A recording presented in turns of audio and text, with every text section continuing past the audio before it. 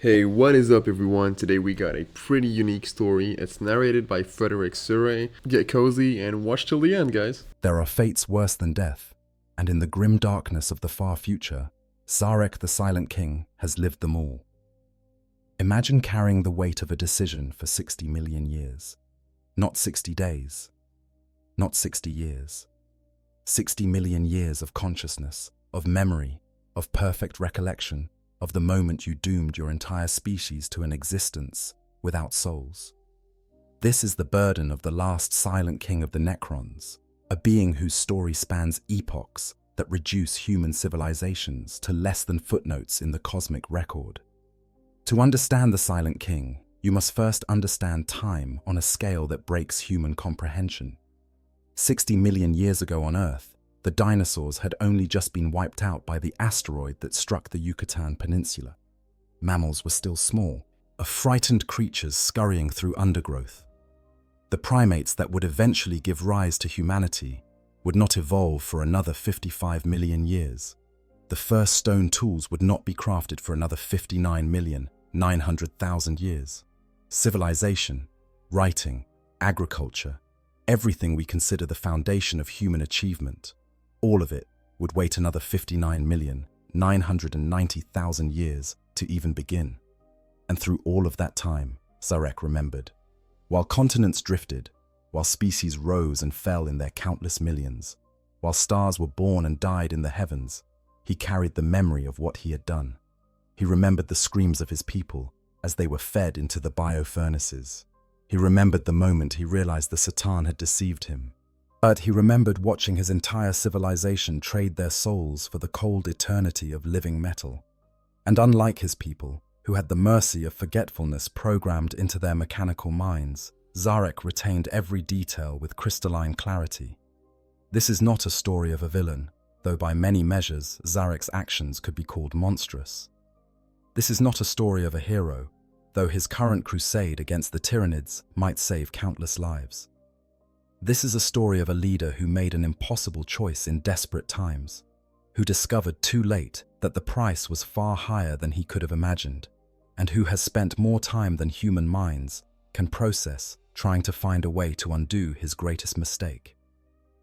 This is the story of the Silent King, the Necron who left his people to sleep away the ages while he wandered the empty void between galaxies, and who has now returned to a galaxy that has forgotten everything his empire once was.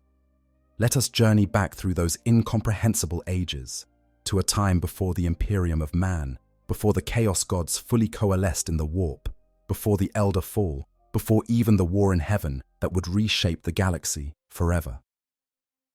Let us return to the beginning, to when the Necrontyr first looked up at the stars from their radiation-scorched world and dreamed of immortality they would never truly achieve. The Necrontyr, a dying race under cursed stars. The Necrontyr civilization did not begin with dreams of conquest or empire. It began with a simple, desperate longing to escape the agony of existence. Their homeworld orbited a star that bathed the planet in deadly radiation, a stellar furnace that made every moment of life a battle against cellular degradation and cancerous mutation. From their earliest days, the Necrontyr knew suffering as an inescapable companion, woven into the very fabric of their biology. They were born dying. Every Necrontyr child emerged into the world already marked by the radiation that permeated their atmosphere, their cells beginning the inexorable process of breakdown before they took their first breath. Their lifespans were brutally short by the standards of the galaxy's other civilizations.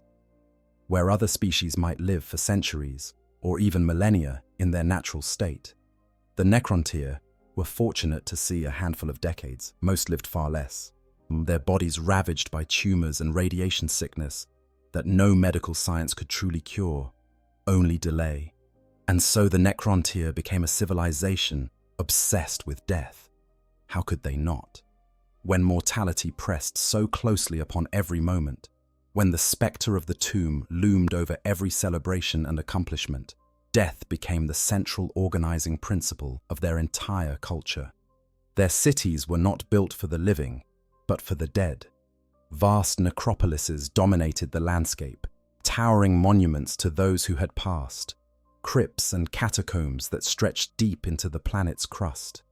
The living made their homes in temporary structures, knowing that the only permanent dwelling any Necrontyr would know was the tomb. Their architecture reflected this morbid preoccupation. Everything was designed with eternity in mind, built to last beyond the brief flicker of individual lives. They carved their structures from the hardest materials they could find, materials that would not erode or decay with the passage of time. They developed preservation techniques of staggering sophistication, ways to keep the bodies of the dead from succumbing to entropy. In many ways, the Necrontyr were already preparing for what they would become, building monuments to permanence, while trapped in flesh that crumbled like sand. Their science, too, bent toward the problem of mortality. The greatest minds of the Necrontyr civilization devoted themselves to finding a cure for the radiation sickness that plagued their species. They mapped their genome with obsessive precision. They developed medical technologies far in advance of what their short lifespans should have allowed. They experimented with radical surgical procedures, with cybernetic enhancements, with anything that might extend the terrible brevity of existence even by a few precious years. But the fundamental problem remained unsolvable. The radiation was not merely environmental, it was genetic. Millions of years of evolution under that burning star had written the Necrontyr's doom into their very DNA. They were adapted to the radiation, yes, but that adaptation came at the cost of cellular stability.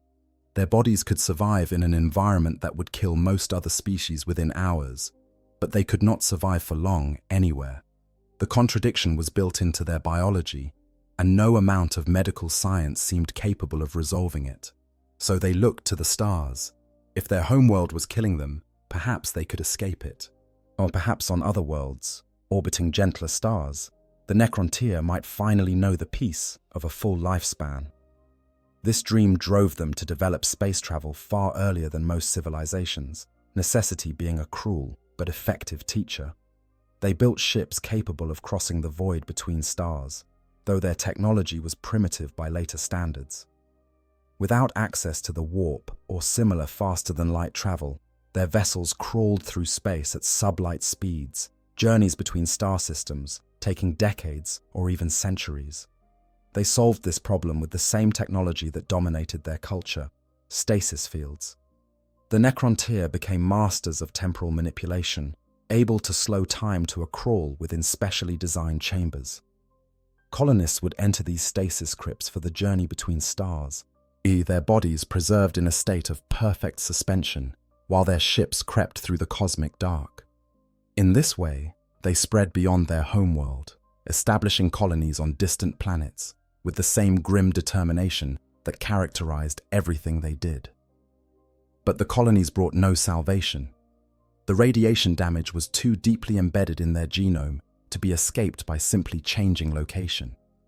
On world after world, the colonists emerged from stasis only to discover that they still died young, still suffered the same cancers and cellular breakdown. The Necrontyr had hoped that removing themselves from their homeworld's radiation would allow their biology to heal over generations. But evolution moves far too slowly to undo millions of years of adaptation in mere centuries. They were trapped in bodies that were already tombs, and no amount of fleeing could change that fundamental truth. This existential crisis created deep fractures in Necrontyr society. The various colonies developed into distinct dynasties, each one ruled by powerful nobles called pharaohs. These dynasties began to compete for resources and prestige, their conflicts growing ever more bitter as the unified purpose that had driven early expansion gave way to despair and frustration. If immortality could not be achieved through science or migration, then perhaps it could be found in legacy, in building an empire that would endure even if individual Necrontyr could not. The conflicts between dynasties escalated into open warfare. These became known as the Wars of Secession, periods when the fragile unity of the Necrontyr Empire shattered completely, and a dynasty turned against dynasty in struggles for dominance. The wars were devastating, consuming resources and lives that the already short-lived Necrontyr could ill afford to lose. Yet they continued, driven by the desperate need to achieve something, anything, that would give meaning to lives measured in decades rather than centuries.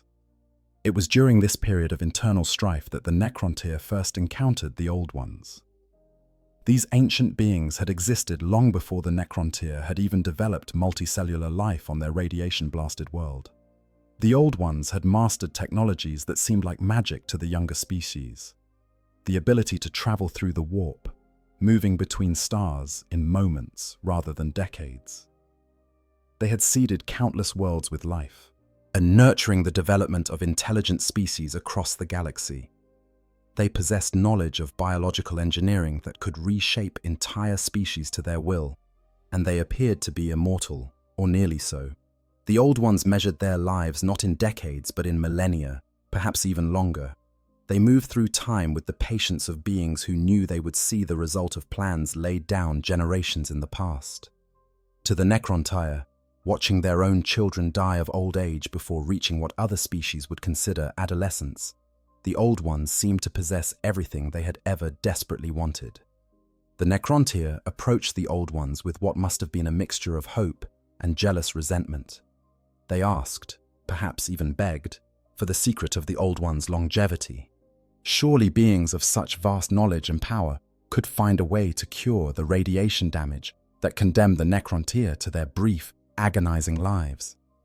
Surely the Old Ones, who had seeded so many worlds with life and nurtured so many species, would extend their aid to a people in such desperate need. The Old Ones refused. The reasons for this refusal have been lost to history, buried under 60 million years of grudges and warfare. Perhaps they saw something in the Necrontyr that made them unworthy of such a gift. Perhaps they recognized that the radiation damage was too fundamental to fix, woven too deeply into Necrontyr biology to be undone even with their advanced biotechnology. Perhaps they simply saw no reason to aid a species that had nothing to offer them in return. Or perhaps, most darkly, they refused out of the same kind of jealous hoarding of power that would later characterize so many of the younger races. Whatever the reason, the refusal fell upon the Necrontyr like a hammer blow. They had allowed themselves to hope, to believe that their suffering might end, that they might finally escape the curse of their brief lives, and that hope had been crushed by beings who possessed the power to help but chose not to wield it. The psychological impact of this rejection cannot be overstated. It transformed the Necrontyr's desperation into a burning, all-consuming hatred. The hatred was not merely born of disappointment. It was the rage of a dying species, watching immortal beings refuse to throw them a lifeline. Every Necrontyr who lived and died in agony, every child who would never reach maturity, every genius whose work would be cut short by early death, became a mark against the Old Ones. The Necrontyr began to see their own suffering as a deliberate cruelty of the universe, a cosmic injustice embodied in the very existence of the Old Ones and their casual immortality. This was the state of the Necrontyr civilization when Zarek rose to power as the Silent King. He inherited an empire fracturing under the weight of internal conflicts, a people consumed by jealous hatred of beings they could never hope to match, and the terrible knowledge that no matter what he achieved during his reign, he would be dead within a handful of decades, his accomplishments forgotten as the next short-lived generation took power. The title of Silent King was nominally hereditary, passing through the Zarakan dynasty, but the brutal brevity of Necrontyr lifespans meant it changed hands with distressing frequency. Zarek saw what his predecessors had seen, that the Necrontyr needed a unifying purpose, something to channel the destructive energies of the wars of secession into a productive direction. The Triarch, the ruling council of 3 senior pharaohs, with the Silent King at its head, had attempted this before. They had tried to unite the dynasties through promises of shared prosperity, through diplomatic negotiations, through demonstrations of superior force. Nothing had worked for long. The fundamental problem remained. The Necrontyr were dying, and no internal political arrangement could change that fact. But there was one force that had proven capable of unifying the dynasties before, a common enemy. If the fractious Necrontyr could be made to see a threat that affected them all, if they could be convinced that only through unity could they survive, then perhaps the endless cycle of civil war could be broken. And the Old Ones, with their refusal to help and their immortal mockery of Necrontyr suffering, provided a perfect target for that unified hatred. Sarek and the Triarch made a calculated decision. They would declare war on the Old Ones, not because they truly believed they could win such a war with their current capabilities. The Old Ones' mastery of the warp made them essentially unassailable by conventional military means, but because the war itself would serve a purpose. It would unite the dynasties against a common foe.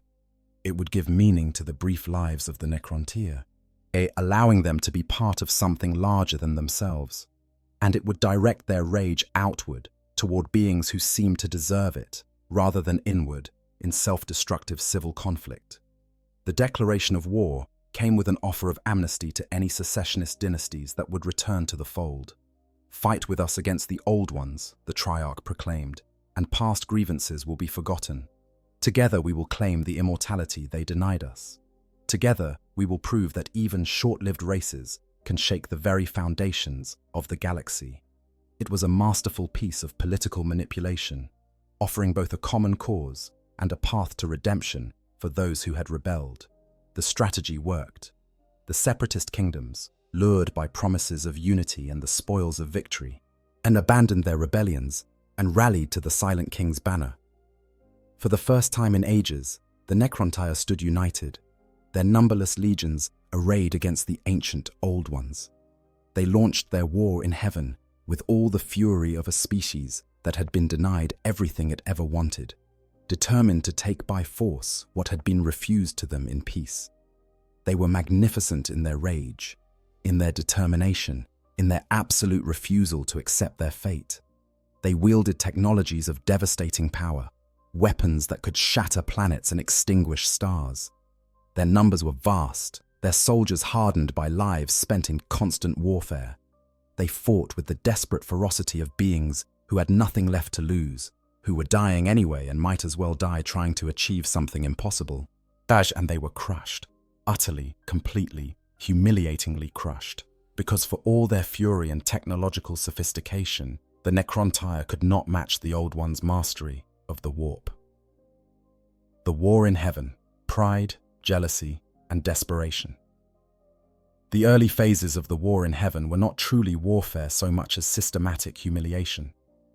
The Necrontyr would marshal their forces, plan elaborate campaigns, deploy their most devastating weapons, and the Old Ones would simply step through the webway and appear behind their lines, or on a different world entirely, or nowhere at all. The war the Necrontyr wanted to fight, a war of grand fleet actions and planetary sieges, a war their superior numbers and advanced conventional technology might actually allow them to win, simply could not take place when the enemy refused to stand and fight. The webway was the Old One's ultimate advantage, an incomprehensible maze of transdimensional tunnels that allowed instant transit between any 2 points connected to its network. While the Necrontyr ships crawled through space or relied on their stasis technology to make interstellar journeys survivable, the Old Ones moved through the galaxy like ghosts, appearing and vanishing at will. They could strike anywhere, retreat before superior forces could be brought to bear, and be halfway across the galaxy before the Necrontyr even realized they had left. More fundamentally, the Old Ones could simply outlast them. A Necrontyr general might spend his entire life planning a campaign, marshalling forces, establishing supply lines, as only to die of old age before the plan could come to fruition. His successor would have to learn everything from scratch, and by the time they did, circumstances would have changed. The Old Ones, by contrast, could wait out entire Necrontyr generations, watching their enemies' plans dissolve as the individuals who conceived them died and were replaced by successors who lacked the context to continue them. The Necrontyr threw themselves against this impossible enemy with increasing desperation. They developed new weapons, more powerful than anything they had wielded before. They bred entire generations for war, populations raised from birth with the sole purpose of continuing the fight against the Old Ones. They poured resources into the conflict that their short-lived civilization could not afford to expend, mere stripping colonies of everything they needed to survive in order to fuel the war machine. And it was not enough. It could never be enough. The fundamental asymmetry of the conflict made Necron victory impossible through conventional means. Every battle they won was a tactical success that achieved nothing strategically. Every world they conquered could be bypassed through the webway. Every Old One they managed to kill, and they were rare in their kills, was replaced by another who had lived for thousands of years and forgotten more about warfare than the Necron could learn in their brief lifespans. The war ground on for generations of Necron lives, perhaps mere moments in the Old One's perception of time. And as it dragged on, the unity that Zarek had hoped to achieve began to fracture once more. The various dynasties, seeing no end to the conflict and no realistic prospect of victory, began to question why they were sacrificing so much for what seemed like the Silent King's vendetta. Old grudges, temporarily set aside in the face of the external threat, began to resurface. Thus began the Second Wars of Secession, more destructive and widespread than the first. The Necron Empire, already bleeding itself dry in an unwinnable war against the Old Ones, now turned its weapons upon itself once more. Dynasty fought dynasty even as the Old Ones methodically dismantled the outer edges of Necron territory. The combination of external defeat and internal collapse threatened to destroy the Necron as a civilization entirely, reducing them to scattered remnants clinging to life on isolated worlds. The Old Ones, and had they been inclined toward mercy, or perhaps simply toward efficiency, could have wiped out the Necron entirely at this point. The once mighty empire had been reduced to little more than an irritation, scattered and fractious, fighting itself as much as it fought its external enemies. But the Old Ones seemed content to let the Necron burn themselves out, perhaps seeing their self-destruction as a more fitting end than direct extermination. They drove the Necron forces back to the outer dark of the halo stars, the sparse regions at the galaxy's edge, and largely forgot about them. This dismissal, this reduction from feared enemy to forgotten irritation, may have stung worse than outright defeat. The Necron had sacrificed so much, had thrown everything they had into this war, and the Old Ones could not even be bothered to finish them off. They were beneath notice, beneath consideration, beneath the effort required to completely destroy them. It was the ultimate expression of the contempt the Old Ones had shown from the beginning when they refused to share their knowledge. Zarek and the Triarch found themselves in an impossible position. The war they had started to unify their people had instead accelerated their fragmentation. The dynasties were at each other's throats, their populations depleted by constant warfare, their colonies stripped of resources, their empire reduced to a shadow of its former self. And the enemy they had sought to humble had barely noticed their efforts, dismissing the entire Necron civilization as little more than a temporary nuisance. And it was in this moment of absolute desperation, with the Necron civilization teetering on the brink of extinction, that they began to study their own sun more closely. If they could not defeat the Old Ones through conventional warfare, perhaps they could find something unconventional. The radiation that had cursed their species for millions of years emanated from their star, that burning sphere that dominated their homeworld's sky. Perhaps within that destructive fire lay some power they could harness, some force they could turn against their enemies. What they found changed everything. Living within the stars themselves, feeding on stellar radiation and the vast energies of fusion, were entities of pure energy. These beings had existed since the earliest days of the universe, predating even the Old Ones by incomprehensible spans of time. They were the Citan, the star gods, creatures so vast and powerful that the Necron scientific instruments could barely comprehend what they were detecting. The discovery must have seemed like divine providence. Here, living in the very stars the Necron had studied for millennia, were beings that might possess the power to challenge the Old Ones. The Citan were not bound by the warp. They existed purely in the material universe, feeding on the fundamental forces of physics rather than the ethereal energies the Old Ones commanded. If the Necrontyr could make contact with these star gods, if they could convince them to aid in the war against the Old Ones, then perhaps victory might still be possible. But the C'tan were not physical beings in any sense the Necrontyr understood. They were diffuse clouds of sentient energy spread across the surface of stars, incomprehensible to beings of flesh and blood. Making contact was one thing, but communication, true understanding, that seemed impossible. The C'tan existed on a scale and in a manner so alien that the Necrontyr's attempts at contact were like ants trying to have a conversation with the ocean. The Necrontyr's solution demonstrated both their desperate ingenuity and their fatal lack of foresight. They would give the C'tan physical form, using the same necrodermis, the living metal that they had already mastered for other purposes. They constructed bodies for the star gods. These bodies would serve as vessels, allowing the C'tan to exist in a more focused, a more comprehensible state. Through these metal avatars, communication might finally be possible.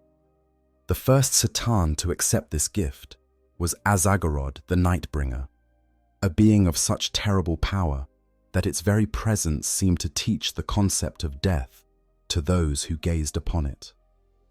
The Nightbringer had been born in the same radiation-racked star that had cursed the Necrontyr for millions of years, a dark poetry that the Necrontyr mystics found deeply significant. Here was a god born from the same source as their suffering, a being that might understand their pain and share their desire for vengeance. When the Nightbringer manifested in its necrodermis body, the Necrontyr beheld something that shook them to their core. The being that emerged was power incarnate, a god of death and endings given terrible form. And it spoke to them in ways they could understand, though what it said was filtered through a perception so alien that the truth was inevitably distorted in translation. The Nightbringer told the Necrontyr what they desperately wanted to hear, that it understood their plight, that it had fought the Old Ones before and lost, and that together they could achieve victory. But it was the being known as Mephetran the Deceiver who would ultimately seal the Necrontyr's fate. The Deceiver was aptly named, a C'tan whose very nature was manipulation and misdirection. When it gained physical form and appeared before Sarek and the Triarch, it spoke with honeyed words about ancient wars and shared enemies. It claimed that the C'tan, too, had been defeated by the Old Ones in conflicts that took place before the Necrontyr had even evolved intelligence. It said that the C'tan had been waiting, hiding themselves away from the Old Ones' vengeance, for allies who might help them achieve their own revenge. The Deceiver offered Sarek two things that the Silent King wanted more than anything else in the universe: unity and immortality. The unity would come through the promise of victory with the C'tan's aid, a promise that would rally even the most recalcitrant dynasty to the cause. The immortality would solve the fundamental problem that had plagued the Necrontyr since their species first evolved, the short lifespans that made everything they attempted to build feel temporary and futile. The immortality would be achieved through a process the Deceiver called biotransference. The Necrontyr would shed their weak, as radiation-damaged flesh and transfer their consciousness into bodies of necrodermis, the same living metal that housed the C'tan themselves. These new bodies would be immune to disease, to aging, to the cellular breakdown that had defined Necrontyr existence for millions of years. They would be eternal, perfect, freed from the curse that had shaped their entire civilization. It was exactly what the Necrontyr had always wanted. It was the answer to prayers they had been screaming at an uncaring universe for their entire history as a species. And it was offered to them by beings of godlike power at precisely the moment when they had been reduced to their lowest point, when hope seemed most distant and extinction most imminent. The temptation must have been overwhelming, almost impossible to resist. The Triarch debated the Deceiver's offer for a full standard year, the various pharaohs arguing among themselves about whether to accept. only one voice spoke clearly against the proposal. Orican, the diviner, the court astrologer. Orican had the gift of precognition, the ability to glimpse possible futures through his mastery of temporal mechanics and astronomical observation. When he looked at the future the deceiver offered, he saw something that filled him with dread. He warned the Triarch against accepting, though the precise nature of his warnings has been lost to history. But Orican was a single voice, crying out against a tide of desperate hope. Zarek, for all his wisdom and caution, was still a Necrontyr, still a being whose entire life had been defined by watching everyone he cared about die young. He's still someone who had spent decades trying to find a solution to his species' mortality. He was exhausted from the wars of secession, from the humiliating defeat at the hands of the Old Ones, from the slow collapse of everything he had tried to build. And here was a god offering salvation, offering everything he had ever fought for.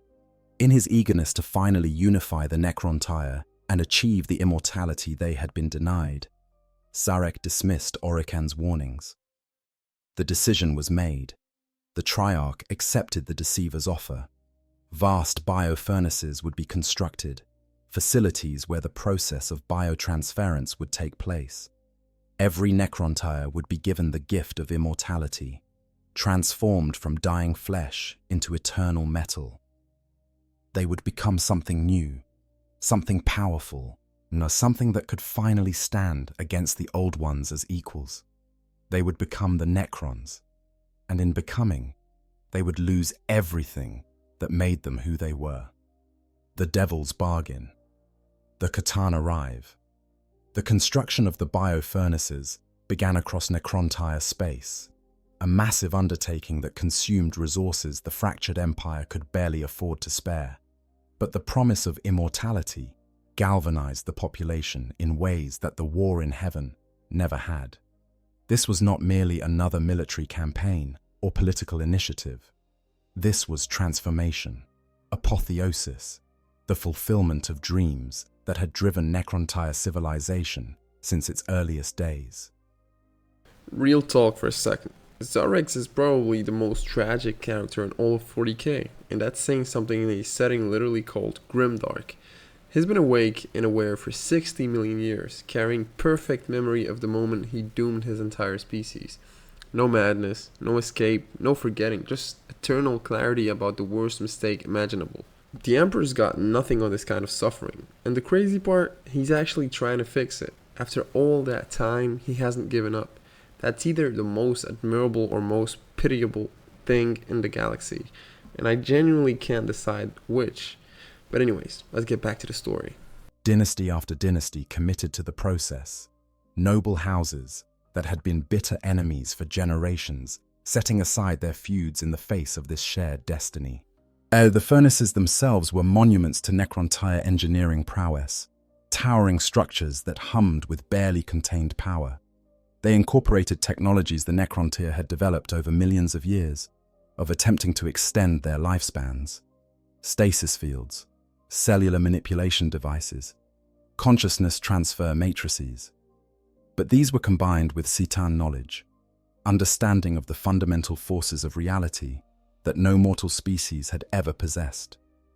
The result was something that existed at the boundary between science and sorcery, a process that would fundamentally rewrite what it meant to be alive. The Citan, for their part, seemed eager to help. They provided the designs for the furnaces, explained the intricacies of the biotransference process. I answered the Necrontyr's technical questions with what appeared to be generous patience. They had already been given bodies of necrodermis, and now they moved among the Necrontyr in those metal forms, tangible gods walking among desperate mortals. Their very presence seemed to validate the decision to trust them, to believe in their promises of salvation. What the Necrontyr did not understand, what Orican had tried to warn them about, was that the Citan were fundamentally predatory entities. For billions of years, they had existed as parasites feeding on stellar radiation, shortening the lives of stars by uncounted millennia as they gorged themselves on fusion energy. They were beings of pure hunger given terrible sentience. And while stars provided nourishment, there was something they craved far more. They are something that organic life possessed in abundance, the raw energy of living souls. The Citan had fought the Old Ones before. That much was true. The Old Ones' psychic mastery and connection to the warp made them both fascinating and repulsive to the Citan, who existed purely in the material universe and found the energies of the warp alien and disturbing. That ancient conflict had ended poorly for the Citan, who found themselves outmatched by beings that could manipulate reality itself through their connection to the Imperium. The Citan had indeed been hiding, waiting for an opportunity to strike back at their ancient enemies. But the Deceiver's offer to help the Necrontyr was not altruistic, nor was it even primarily motivated by revenge against the Old Ones. What the Citan saw in the Necrontyr, something they had never encountered before, a species desperate enough to willingly offer their souls in exchange for power. The biotransference process was not designed to give the Necrontyr immortality in any meaningful sense. It was designed to harvest their life force, to strip away the very essence of what made them alive, leaving only the consciousness behind, trapped in metal shells. The nobility would be transformed first, the Deceiver explained. This made sense from a tactical perspective. The pharaohs and the royal courts needed to undergo the process before the general population to ensure that the command structure remained intact. They would demonstrate to the common Necrontyr that biotransference was safe and desirable, that the promises made by the Citan were genuine. And so the great and powerful of Necrontyr society, including Sarek himself, marched into the biofurnaces at the head of their dynasties. What happened inside those furnaces was beyond description, beyond the ability of any surviving record to fully convey. The process involved stripping away not just the physical body, but something deeper, something metaphysical. The Necrontyr's consciousness was peeled free from their flesh and imprinted onto necrodermis matrices, complex crystalline structures that could house thought and memory. Their flesh was discarded, fed into the burning heart of the furnaces, and something else emerged. Something cold, something eternal, something that was no longer quite alive in any way that mattered. Sarek emerged from his own biotransference to witness a sight that should have filled him with triumph. His people were being transformed, one by one, into eternal warriors of living metal. They were beautiful in their way, these new Necrons, their forms perfect and precise where flesh had been weak and fallible. They would never again suffer from radiation sickness or cancerous growths. They would never again watch their children die young. They had achieved immortality, exactly as the Citan had promised. But as Sarek watched the transformation continue, as more and more Necrontyr marched into the furnaces and emerged as Necrons, he began to realize what had been lost. The nobles retained some measure of their personality, their memories, their sense of self. The biotransference had been calibrated to preserve the higher functions of thought in those who would need to lead and make decisions. But the vast majority of the Necrontyr, the common people who made up the bulk of their civilization, emerged from the furnaces as something else entirely. The Necron warriors, as they came to be called, were automatons. They possessed basic intelligence, the ability to follow orders and operate weapons, but nothing more. Their personalities had been burned away in the furnaces, their memories reduced to dim echoes, their sense of self eroded to almost nothing. They had been transformed from thinking, feeling beings into living weapons, programmed with loyalties and instincts that served the needs of their masters. The common Necrontyr had not gained immortality. They had been robbed of everything that made immortality meaningful. Even the nobles, who had retained more of themselves, discovered that something fundamental had been lost. They could remember being alive, remember what it felt like to taste food or feel the warmth of another's touch. But those memories were like reading about experiences in a book, devoid of the emotional context that made them meaningful. The Necrons could think, could plan, could desire in an abstract way, but they could not feel joy or sorrow, could not know pleasure or pain. They were consciousnesses trapped in metal bodies, aware of what they had lost, but unable to experience the emotions that would allow them to properly mourn it. And worst of all, the souls themselves had been consumed. As each Necron tire entered the biofurnaces, their life force was stripped away and fed to the waiting Satan. The star gods grew bloated on the feast, gorging themselves on millions upon millions of souls, absorbing the vital essence of an entire civilization. As this had always been the plan, the true purpose of the biotransference process, the Necron tier had not been saved, they had been harvested. Zarek stood at the heart of this apocalypse and understood, finally and completely, what he had done. The deceiver had earned its name. The honeyed words had been lies, or at best, half-truths twisted to serve the Satan's purposes. The immortality he had sought for his people had turned into a curse worse than their short lives had ever been. He had transformed the Necron tier from a dying race into a dead one, from living beings into mechanical ghosts, from a civilization into a weapon to be wielded by hungry gods. The weight of this realization should have broken him. By any reasonable measure, Zarek had failed more completely than any leader in the history of the galaxy. What he had doomed his entire species, betrayed every Necron tire who had ever lived, destroyed the very concept of what it meant to be his people. But he was no longer capable of being broken by grief or guilt, because those emotions required a soul, and his soul had been burned away in the same furnaces that had consumed the rest of his people. What remained was something colder, harder, more terrible in its way than despair could ever be. Zarek retained his memories, kept intact by the extensive circuitry of his royal necrodermis body. He could remember what he had done and understand the magnitude of his failure. But without the ability to feel the appropriate emotions, that understanding became something else, something that humans might call rage, but which existed in a purer, more absolute form. It was not hot anger that burned itself out.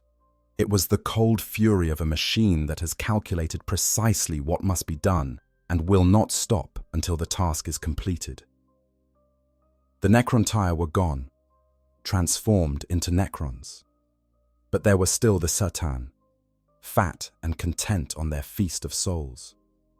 And Zarek, the silent king, the architect of his people's doom, began to plan their destruction. But first, there was a war to win. The Satan had not lied about everything. They truly did provide the power to challenge the old ones, and now the Necrons, armed with weapons of godlike might and led by star gods at the height of their power, turned the full fury of their transformed civilization against their ancient enemies. The war in heaven was about to enter its final, most devastating phase. Count the betrayal. Souls fed to star gods, armed with bodies that could not die, and weapons that bent the laws of reality itself. The Necrons returned to the war in heaven, with a vengeance that made their previous efforts seem like tentative skirmishes. Where the Necron tier had been limited by their fragile flesh and brief lifespans, the Necrons knew neither fatigue nor fear. They could be destroyed, reduced to their component atoms by enemy fire, but the reanimation protocols built into their necrodermis bodies would gather the scattered particles and rebuild them. Death had become merely an inconvenience, a temporary setback that could be overcome given enough time and resources. The Satan themselves took to the field of battle, gods made manifest through their necrodermis bodies. What the Nightbringer brought death incarnate to the battlefield, its very presence causing terror in those who beheld it. The deceiver wove impossibly complex schemes that turned the old one's own servants against them. Other Satan emerged from the stars where they had hidden, given form by Necron technology and eager to feed on the souls of those who had defeated them so long ago. Together, they wielded power on a scale that the galaxy had never witnessed. The Old One's webway, that ultimate advantage that had made them unassailable during the early war in heaven, was finally breached. The Satan known as Nyadrazatha, the Burning One, with its mastery of dimensional mechanics, taught the Necrons how to open pathways into that sacred space beyond space. The dolmen gates they constructed were crude compared to the elegant portals the old ones had crafted, but they worked well enough. Suddenly, the Necrons could appear anywhere, could strike at the very heart of Old One territory without warning, could turn their enemy's greatest advantage into a liability. The devastation was total. Planets were razed, not through conventional bombardment, but through reality-warping weapons that could age a world's crust by billions of years in moments, or unravel the fundamental forces holding matter together. Stars were extinguished, devoured whole by the Citan, or snuffed out like candles by Necron technology that could manipulate stellar mechanics. Entire star systems were consumed by artificially generated black holes, erased from existence so completely that not even their light remained to mark where they had been. The Old Ones found themselves facing an enemy that matched their own timeless patience and exceeded their destructive capability. For the first time in the conflict, they were forced onto the defensive, watching their carefully nurtured garden of galactic civilization burning around them. They retreated to fortress worlds, protected by layers of reality-warping defenses. But the Necrons and Citan came for them even there, besieging positions that had stood unchallenged for millions of years. In their desperation, the Old Ones turned to the same solution that had served them so well in the past. They would create new life, new species psychically attuned to the warp, capable of standing against the Necrons and their star godmasters. They had already seeded the galaxy with countless forms of life, but now they needed warriors, beings that could be deployed immediately against the threat that assailed them. And so they reached deep into their knowledge of biological engineering and began to craft soldiers. The Eldar were among these creations, a species of grace and psychic power designed to be everything the Necrons were not. Where the Necrons were soulless machines, the Eldar were beings of pure spiritual essence given physical form. Where the Necrons drew their strength from the material universe, the Eldar commanded the warp itself. The Old Ones gifted them with the webway, taught them its secrets, and turned them loose against the armies of the star gods. But the Eldar alone were not enough, and so the Old Ones created other races. The Krork, massive green-skinned warriors who would eventually devolve into the Orcs, were designed as a self-sustaining weapon that could reproduce rapidly and adapt to any threat. The Jokero and other species followed, each one tailored to fight in the war in heaven, each one adding their strength to the Old Ones' desperate defense. These new weapons worked, to a degree. The psychic powers the Old Ones had instilled in their warrior races were anathema to the Satan, creatures of pure materiality who found the energies of the warp painful and disturbing. The Eldar, in particular, proved adept at banishing Satan manifestations or disrupting Necron formations with their reality-warping abilities.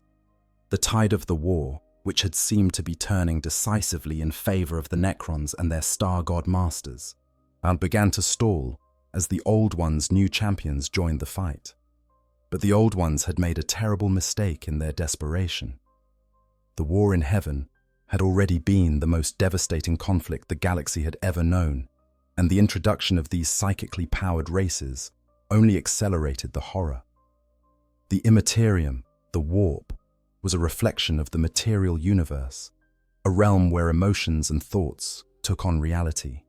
For billions of years, it had been relatively calm, shaped by the few sapient species that existed and the generally peaceful nature of their existence under Old One stewardship. But now the warp was being flooded with the psychic emanations of a galaxy at war. Terror, rage, desperation, hatred, all the emotions of countless species watching their worlds burn, poured into the Imperium in a tide that had never been seen before. The warp began to change, to curdle, to take on forms that reflected the darkness being channeled into it. And in that darkness, things began to stir. Ancient warp entities that had existed in some form since the beginning became stronger, more focused, more malevolent. New entities coalesced from the ocean of suffering, taking on the characteristics of the emotions that birthed them.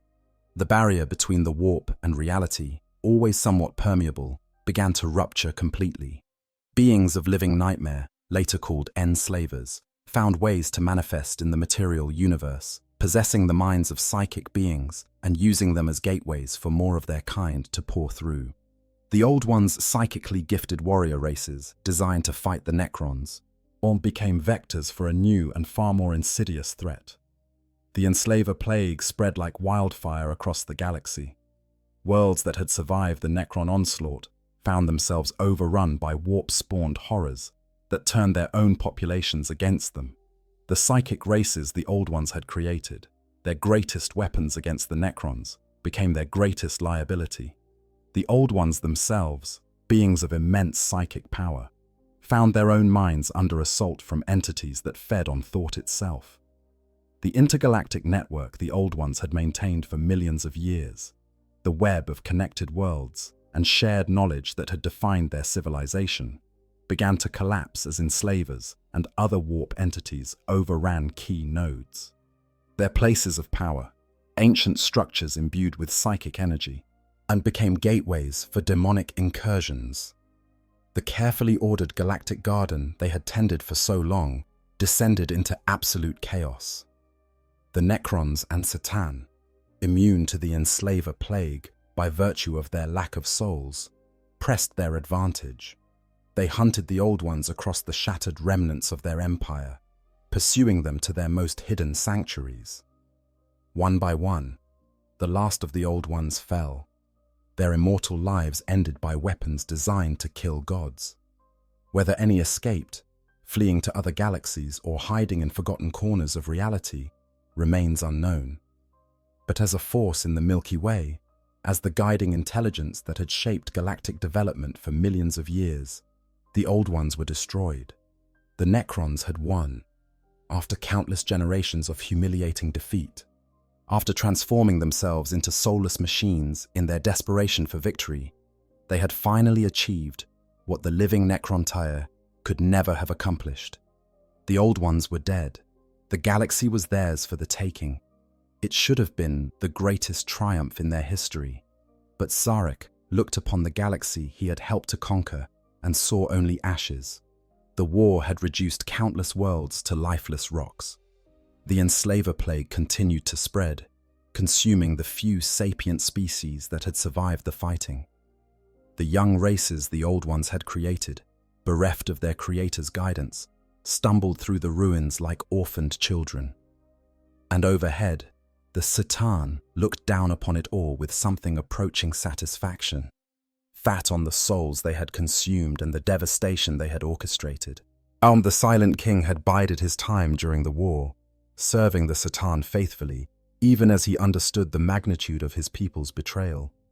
He still possessed the command protocols that gave him absolute control over every Necron, a gift the Satan had allowed him to keep because it made the Necron legions more effective. The Star Gods had no reason to suspect that their most useful tool might turn against them. They had, after all, consumed the Necron's souls. What could motivate beings without souls to rebel? They had failed to understand that consciousness does not require a soul to recognize injustice or calculate revenge. Sarek remembered everything. He remembered the promises the deceiver had made, the lies wrapped in half-truths. He remembered watching his people march into the bio-furnaces, trusting in their king to guide them toward immortality. He remembered the moment he realized what had been done to them, standing in a body of living metal that could not weep or scream or express the horror of understanding. And he had planned. While the Catan focused on defeating the Old Ones, while they gorged themselves on the souls of the defeated and grew drunk on their own power, Zarek had been preparing for this moment. The Necrons had learned much during the war in heaven, developed weapons and technologies that even the Star Gods had not anticipated. And now, with the Old Ones destroyed and the Satan's attention turning to how they might best exploit their victory, the Silent King struck. The revolt came without warning, precisely coordinated across the entire Necron Empire. Every Necron, held from the lowliest warrior to the mightiest lord, turned their weapons against the Satan simultaneously. The Star Gods, caught completely unprepared, found themselves facing the very weapons they had helped create, devices designed to focus the energies of the material universe in ways that could harm even beings of living energy. The war against the Satan was brief, but apocalyptic. These were not conventional enemies that could be defeated through superior tactics or numbers. The Satan were reality-warping entities of godlike power, and even taken by surprise, they were devastating opponents. They fought with the fury of beings who had thought themselves untouchable, lashing out with forces that could reshape planets or tear holes in the fabric of space-time itself. But the Necrons had one crucial advantage: they could not be consumed. As the Satan's primary method of defeating enemies was to devour their life force, to feed upon the souls of those who stood against them. The Necrons had no souls left to devour, and so the star gods found themselves fighting an enemy they could destroy but never truly consume. Every Necron destroyed could be rebuilt, its consciousness preserved in backup engram banks and restored to a new body. It was a war of attrition against an enemy that could not be exhausted. And Zarek, the Silent King, had one more trick to play. The biotransference process that had transformed the Necrontyr into Necrons had taught them much about manipulating consciousness and energy states. They turned that knowledge against the Satan, at developing weapons that could do to the star gods what had been done to the Necrontyr: shatter their consciousness into fragments, break their cohesive identity into scattered pieces. One by one, the Satan fell before the Necron onslaught. Their godlike forms were shattered, their consciousness broken into shards, each one containing a fragment of the star god's power and awareness. These shards were then imprisoned in arcane devices called tesseract labyrinths, complex extra-dimensional prisons from which even beings of living energy could not escape. The Satan, who had consumed the Necrontyr's souls, found themselves enslaved in turn, their fragments to be used as weapons by the very species they had betrayed. Not all the Satan were captured. Some, like the Outsider, managed to flee into the spaces between galaxies, while driven mad by the wars they had fought and the siblings they had consumed. Others were more thoroughly destroyed, though whether any Satan can truly be killed remains a subject of debate among those few who understand their nature. But as a threat, as the ruling powers of the Necron Empire, the Satan were finished. Zarek had his revenge. It was cold comfort for the loss of everything he had been, everything his people had been. But it was something. The beings who had lied to him, who had fed upon the souls of his species, were now chained and broken, reduced to tools and weapons. The poetic justice was clear. The Satan had made the Necrons into their tools, and now the Necrons had returned the favor. But with the Catan defeated and the old ones destroyed, Zarek looked upon the galaxy and saw a new problem emerging, or one that would force him to make another terrible choice. Vengeance and ashes, shattering the gods. The shattering of the Catan stands as perhaps the single most significant demonstration of Necron technological supremacy in the entire history of the galaxy. To break beings that had existed since the dawn of creation, entities that fed on stars and bent reality to their will, required weapons and understanding that operated at the very limits of what was physically possible. The Necrons had developed these weapons in secret, hidden from their Catan masters, even as they served them in the war against the Old Ones, a testament to the cunning of Zarek and the capabilities of the Necron intellectual elite, who had retained enough of their minds to engage in such sophisticated planning. As the weapons themselves worked by focusing the fundamental forces of the universe into beams of such concentrated power that even the Satan's living metal bodies could not withstand them. But merely destroying the bodies was not enough. The Satan were beings of energy at their core, and energy could not be truly destroyed, only transformed. The Necrons needed to find a way to fragment the Satan's consciousness itself, to break their cohesive awareness into pieces too small to pose a threat. They achieved this through a combination of technologies. First, they developed resonance weapons that could induce destructive harmonics in the Satan's energy matrices, causing their consciousness to fracture along natural fault lines. Then they used stasis fields of unprecedented power to freeze those fragments before they could reconstitute. Finally, they imprisoned each shard in tesseract labyrinths, devices that existed partially outside of normal space-time and could contain even beings of living energy indefinitely. The process of shattering a Catan was not surgical or clean. Each god's destruction was accompanied by catastrophic releases of energy that could sterilize entire solar systems. The Nightbringer's shattering created psychic echoes that would haunt the dreams of organic beings for millions of years to come, imprinting the very concept of death and the fear of a skeletal reaper into the collective unconscious of countless species. The Deceiver's fragmentation spawned a web of causality paradoxes that still ripple through the timeline, creating loops and anomalies that confound attempts to understand the true history of the Necrons. One Citan in particular, Landugor the Flayer, managed to curse the Necrons even in its dying moments.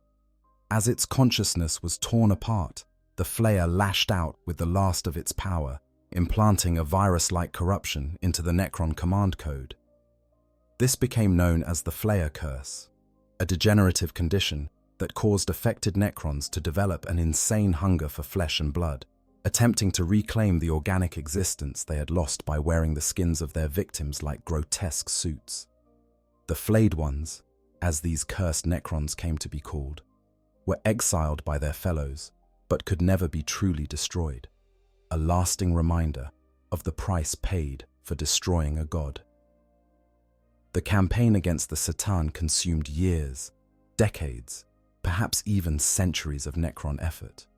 Time had become somewhat difficult to measure in the chaos of the post-War in Heaven galaxy, with the warp storms and reality fractures making chronological consistency nearly impossible to maintain across interstellar distances. But eventually, the last of the Citan were broken and bound, their shards distributed among the Necron dynasties as both weapons and trophies. Zarek kept some of the most powerful shards for himself and the Zarakan dynasty. He understood that these fragments of the star gods, despite their imprisonment, represented both incredible power and terrible danger. A Citan shard could be released to devastate an enemy, but there was always the risk that it might escape its bonds entirely and exact vengeance on its captors. The Tesseract labyrinths were designed with multiple failsafes, systems that would automatically draw a rebellious shard back into its prison if it showed signs of breaking free. But Zarek knew better than anyone that nothing the Necrons built could be considered truly perfect. With the Citan defeated, the Necron Empire stood at the apex of galactic power. They had won the war in heaven. They had destroyed the Old Ones and shattered the star gods. Their weapons were the most powerful in the galaxy, their soldiers effectively immortal, their technology unmatched by any other species. By any reasonable measure, the galaxy was theirs to rule as they saw fit. But Zarek looked upon this victory and saw only the magnitude of what it had cost. The galaxy was a burned-out husk of what it had been before the war. Countless species had been extinguished, and entire regions rendered lifeless by weapons that had torn reality itself apart. The warp, once a relatively calm dimension that could be navigated safely by those with the knowledge, had become a roiling nightmare realm where predatory entities lurked, waiting for opportunities to spill into reality. And the Necrons themselves were not the victorious civilization they appeared to be. Yes, they had superior firepower and effectively immortal bodies. But they had no culture anymore, no art or literature or philosophy. The common Necrons were little more than robots, capable of following orders, but incapable of independent thought or creativity. Even the nobles, who had retained more of their original personalities, found existence hollow and meaningless without the ability to feel genuine emotions. More fundamentally, but the Necrons were a dying species despite their immortality. They could not reproduce. The biotransference process had made them eternal, but also sterile, frozen at whatever population they had achieved at the moment of transformation. Every Necron destroyed and not successfully reanimated was a permanent loss, a reduction in their numbers that could never be replaced. A war of sufficient scale could gradually grind them down to nothing, no matter how individually powerful they were. Worse still, the war in heaven had taken a terrible toll on their numbers. Millions upon millions of Necrons had been destroyed in the fighting against the Old Ones and the Satan. Many had been lost so completely that even their backup engrams had been destroyed, leaving no possibility of revival.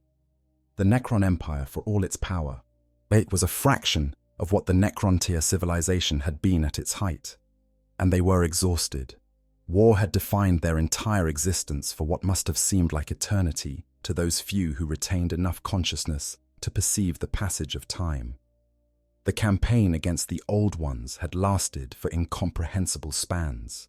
The revolt against the Satan had consumed even more resources and lives. And now they faced a galaxy still burning from the energies unleashed during these conflicts. The thought of trying to maintain control over this shattered realm, of fighting to suppress the young races the Old Ones had created, of dealing with the warp-spawned nightmares that continued to manifest, was overwhelming. Zarek saw another problem on the horizon, one that his few remaining advisors initially dismissed, but which his cold, calculating mind recognized as insurmountable. The Eldar, one of the Old Ones' final creations, had not been destroyed in the war. They had been scattered, yes, and reduced in numbers, but they possessed something the Necrons fundamentally lacked: the ability to reproduce, to adapt, to evolve. The Eldar were psychically powerful, masters of the webway that the Old Ones had bequeathed to them, and they were becoming more organized as the chaos of the war's ending began to settle. In time, Zarek calculated, the Eldar would become the dominant power in the galaxy. The Necrons, unable to replace their losses and gradually wearing down through entropy and combat, would eventually be overcome. It might take millions of years, but the math was inescapable. The Necrons could win every battle and still lose the war simply by being ground down to nothing. There was also the matter of the enslaver plague, which continued to spread despite the war's end. The psychic disruptions caused by the war in heaven had torn the barrier between reality and the warp to shreds in many regions of the galaxy. Entire sectors were overrun with warp entities, rendering them uninhabitable for any sapient life.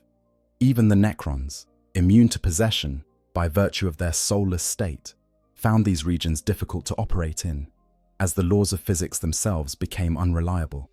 Faced with these multiple, intractable problems, Zarek made a decision that would shape the fate of the Necrons for the next 60 million years.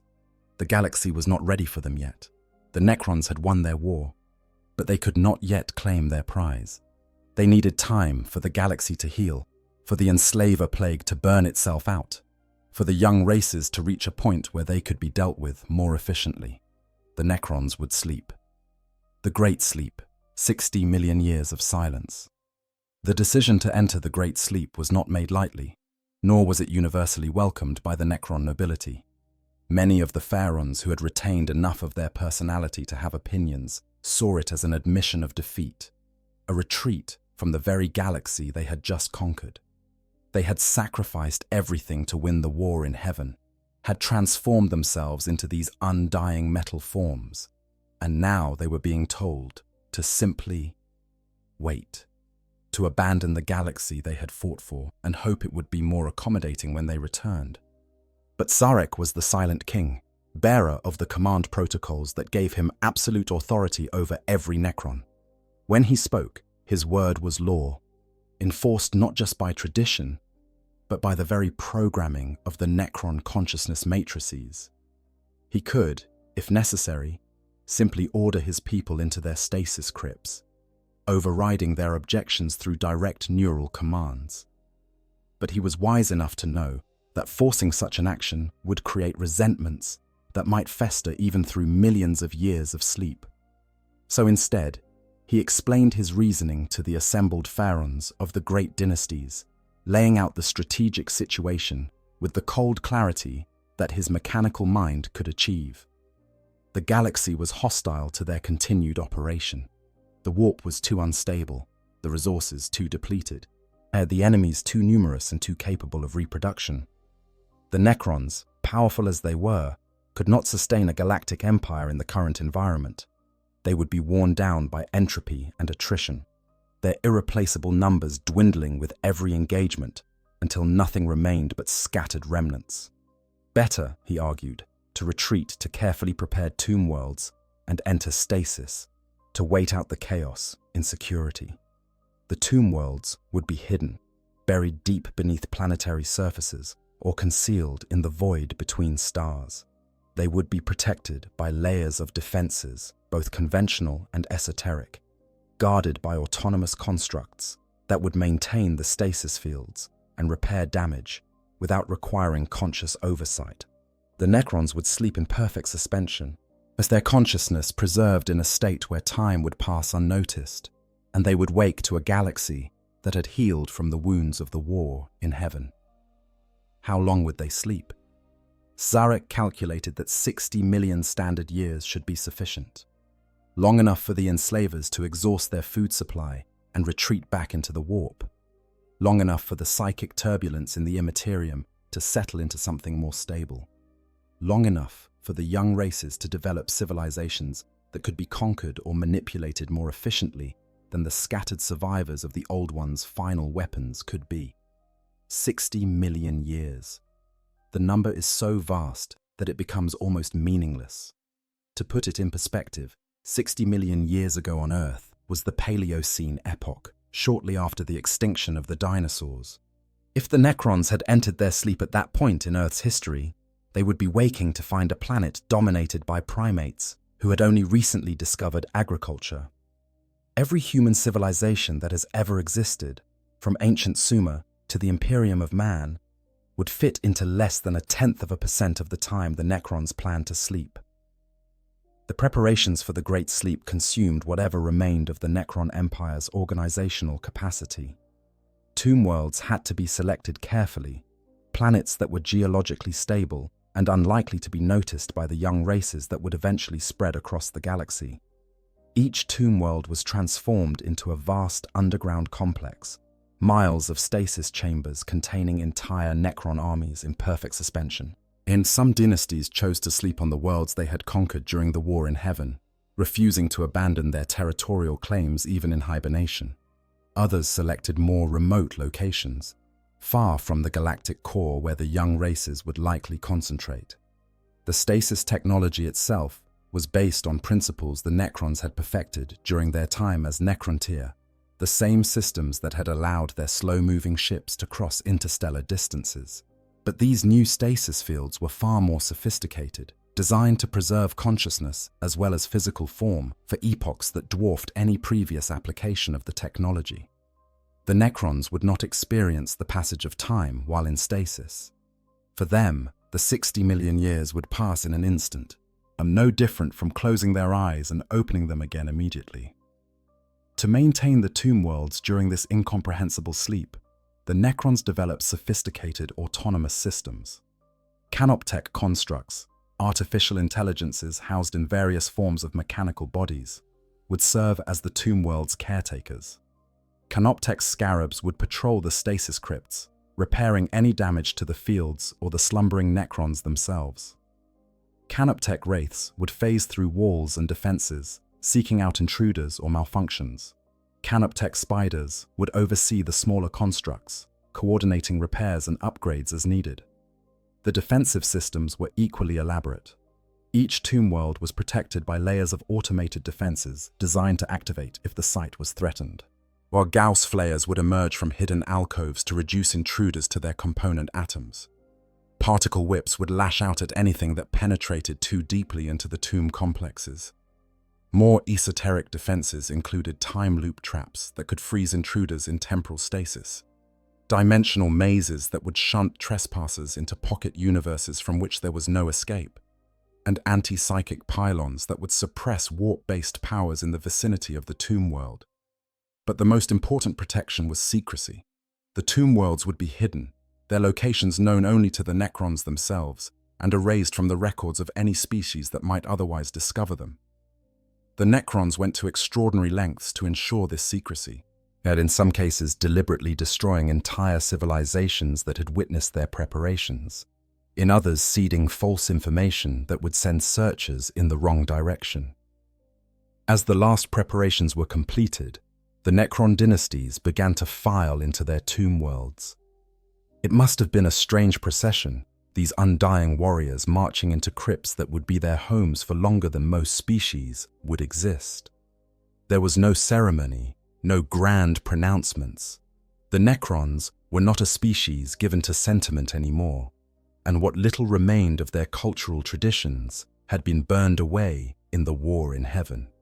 They simply entered their assigned stasis chambers and shut down, consciousness fading into perfect darkness. Sarek watched as his people disappeared into their long sleep. He had already made his final decision, the one he had been planning since the moment he realized the magnitude of his betrayal. The command protocols that gave him absolute authority over every Necron, the systems that made him the Silent King in more than just title, needed to be destroyed. He could not in good conscience retain the ability to command his people's every action, not after he had led them to such catastrophic doom. The command protocols were complex engram-based systems, woven into the fundamental code that governed Necron consciousness. Destroying them required careful work, precise modifications to the underlying architecture of billions of mechanical minds. Zarek began the process as the last of his people entered stasis, methodically dismantling the very systems that had made him king. It was an act of self-imposed exile, a repudiation of the authority he had wielded so disastrously. When the work was done, when the last command protocol had been erased and every Necron made autonomous, Zarek gave his final order. It was not truly an order anymore, lacking the compulsive force of the command protocols, but rather a last request from a discredited leader to the people he had betrayed. The Necrons were to sleep for 60 million years, and when they woke, they were to rebuild the empire they had lost, to restore the Necron dynasties to their former glory, and if possible, to find a way to reverse the biotransference and reclaim their souls. Then Sarek, the Silent King, the last leader of a unified Necron empire, turned his back on the galaxy and departed for the void. Yet the void between galaxies, penance in darkness. The vessel that carried Sarek into the intergalactic void was itself a wonder of Necron engineering, a mobile tomb world the size of a small planet. The sepulchral engine, as it came to be known, was equipped with everything necessary for an indefinite journey through the empty spaces between galaxies. Its own power source, derived from captured stellar material, stasis facilities for the legions of the Zarakan dynasty that accompanied their king into exile, and navigation systems capable of functioning in regions where stars were so distant they appeared merely as dim points of light. Zarek did not go alone. Despite his shame, despite his desire for penance through isolation, he was still the Silent King, and certain traditions had to be maintained even in exile. Legions of his own dynasty's warriors accompanied him in stasis, ready to wake if their king required them. A retinue of Triarch Praetorians, those incorruptible enforcers of the ancient Necron codes, chose to follow him into the void, rather than sleep with the other dynasties. Cryptechs and technomancers, the scientific elite who had retained enough personality to be useful, were included in the exodus to maintain the vessel and pursue whatever research might be conducted in the depths of space. But Sarek himself did not enter stasis with his followers. This was his penance, and it would not be meaningful if he slept through it. While the Milky Way's Necrons entered their great sleep, while 60 million years of galactic history played out in his absence, Zarek remained conscious. He was the only Necron to completely retain his memories of life as an organic being, the only one whose necrodermis body had been given circuitry sophisticated enough to preserve every detail of his existence before biotransference. This was both a gift and a curse beyond anything his people suffered. The lesser Necrons had the mercy of forgetfulness, their memories of flesh reduced to dim echoes that barely registered in their machine consciousness. Sarek remembered everything. He remembered the taste of food, the warmth of sunlight on skin that wasn't radiation scarred, the sound of laughter from voices that could still feel joy.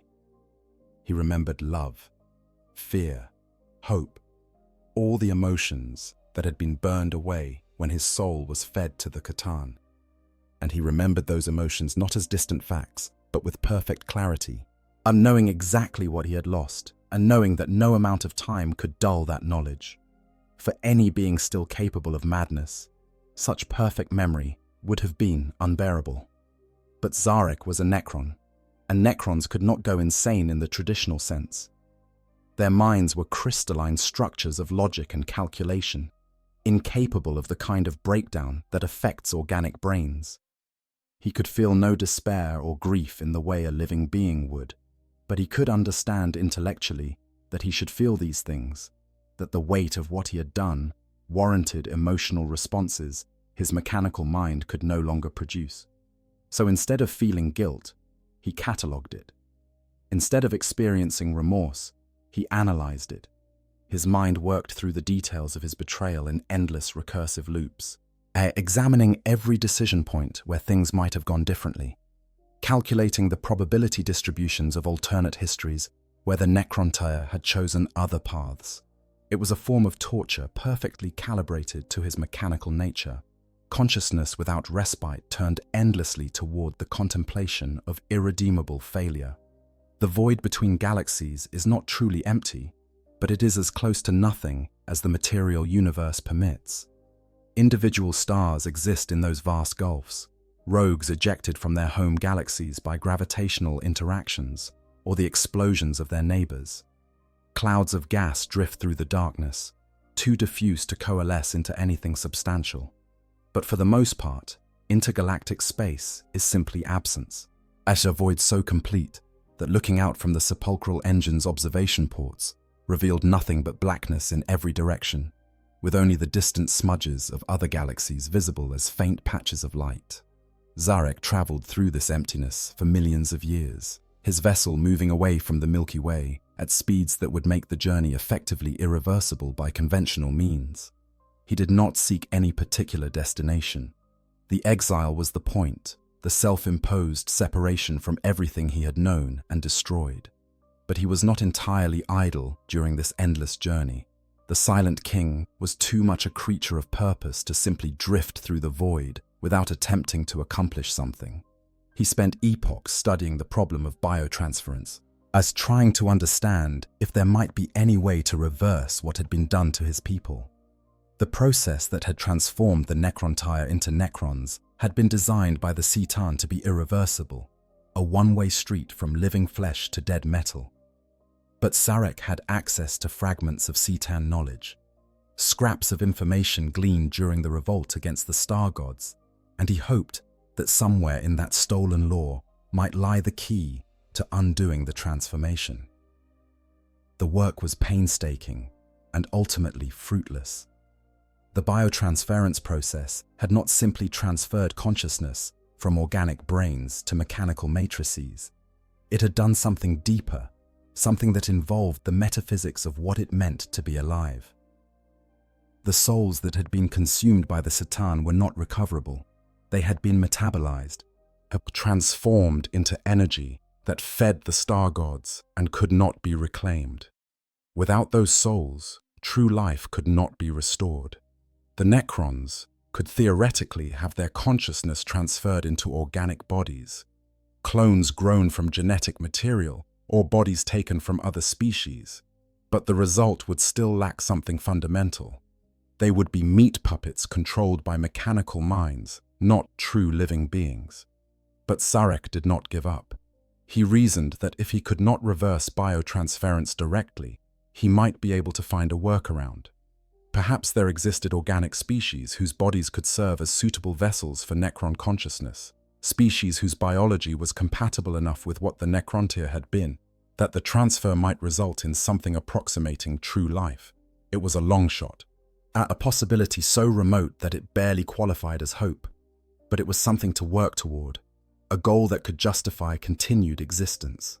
This search for a solution drove him to study xenobiology with an obsessive focus, analyzing every species the Necrons had encountered during the war in Heaven, cataloguing their characteristics and trying to determine if any might serve as potential hosts. The Eldar were too psychically active, their souls too intrinsically linked to the warp to be compatible with Necron consciousness. The Krork were too adaptable, their genetic instability making them unsuitable for hosting fixed patterns of thought. Other species the Old Ones had created were either too specialized or too primitive to serve the purpose. Zarek began to understand that he would need to wait for the galaxy to produce new species, and to see what evolution and Old One bioengineering might create in his absence. This was another reason, beyond the practical concerns about the Enslaver plague and resource depletion, to sleep away the ages. The galaxy needed time not just to heal, but to develop, to produce biological diversity that might include something suitable for his purposes. But even this planning, this hope for eventual redemption, could not fully occupy a mind that operated on timescales measured in millions of years. Zarek found himself increasingly focused on the past rather than the future, on memories of the Necrontyr civilization before it had encountered the Satan, before the war in Heaven had consumed everything. He remembered the great cities of his people, the artistic traditions that had flourished despite their short lives, the philosophical schools that had debated the nature of existence and mortality. All of it was gone now. The cities had been destroyed or buried beneath the tomb worlds. The art had been lost when its creators became machines, incapable of appreciating beauty. The philosophy had become irrelevant when consciousness was reduced to crystalline logic structures. The Necrontyr had not just died, they had been erased, replaced by something that bore their name but lacked their essence. And Zarek carried the burden of being perhaps the only entity in the universe who still remembered what they had truly been. He began to create records, detailed accounts of Necrontyr civilization as he remembered it. These would serve no practical purpose. The Necrons who eventually woke from their sleep would have no capacity to appreciate cultural information. But Zarek created them anyway, driven by some impulse that his mechanical mind could not quite explain. Perhaps it was a form of memorial, a way of ensuring that the Necrontyr had existed for something beyond, serving as raw material for the Necrons. Perhaps it was simply an attempt to give purpose to the endless progression of years, by creating something, anything, that acknowledged what had been lost. The sepulchral engine drifted through the void, silent except for the hum of its power systems and the quiet movements of canoptek constructs maintaining the vessel. Time lost all meaning in the absence of external reference points. Zarek measured the passage of years through the degradation of unstable atomic isotopes and the slow cooling of captured stellar material. But these were merely numbers, lacking any emotional or experiential weight. 1,000,000 years in the void felt no different from a year, both reduced to the same empty progression of moments in a consciousness that could not feel boredom or loneliness. And then, somewhere in the depths of that exile, after an incomprehensible span of time had passed, Zarek encountered something in the darkness, something that would force him to break his self-imposed exile and return to a galaxy that had forgotten his people entirely. Something that threatened not just the Necrons, but every living species in the Milky Way, making his search for hosts for Necron consciousness suddenly far more urgent than he had ever anticipated. He encountered the Tyranids, the shadow in the void, encountering the Tyranids. The precise circumstances of Zarek's encounter with the Tyranids remain shrouded in mystery, and that itself is strange for a being who retained perfect memory of every moment of his existence. When questioned about the specifics of that first contact, the Silent King becomes evasive, offering contradictory accounts or simply refusing to answer.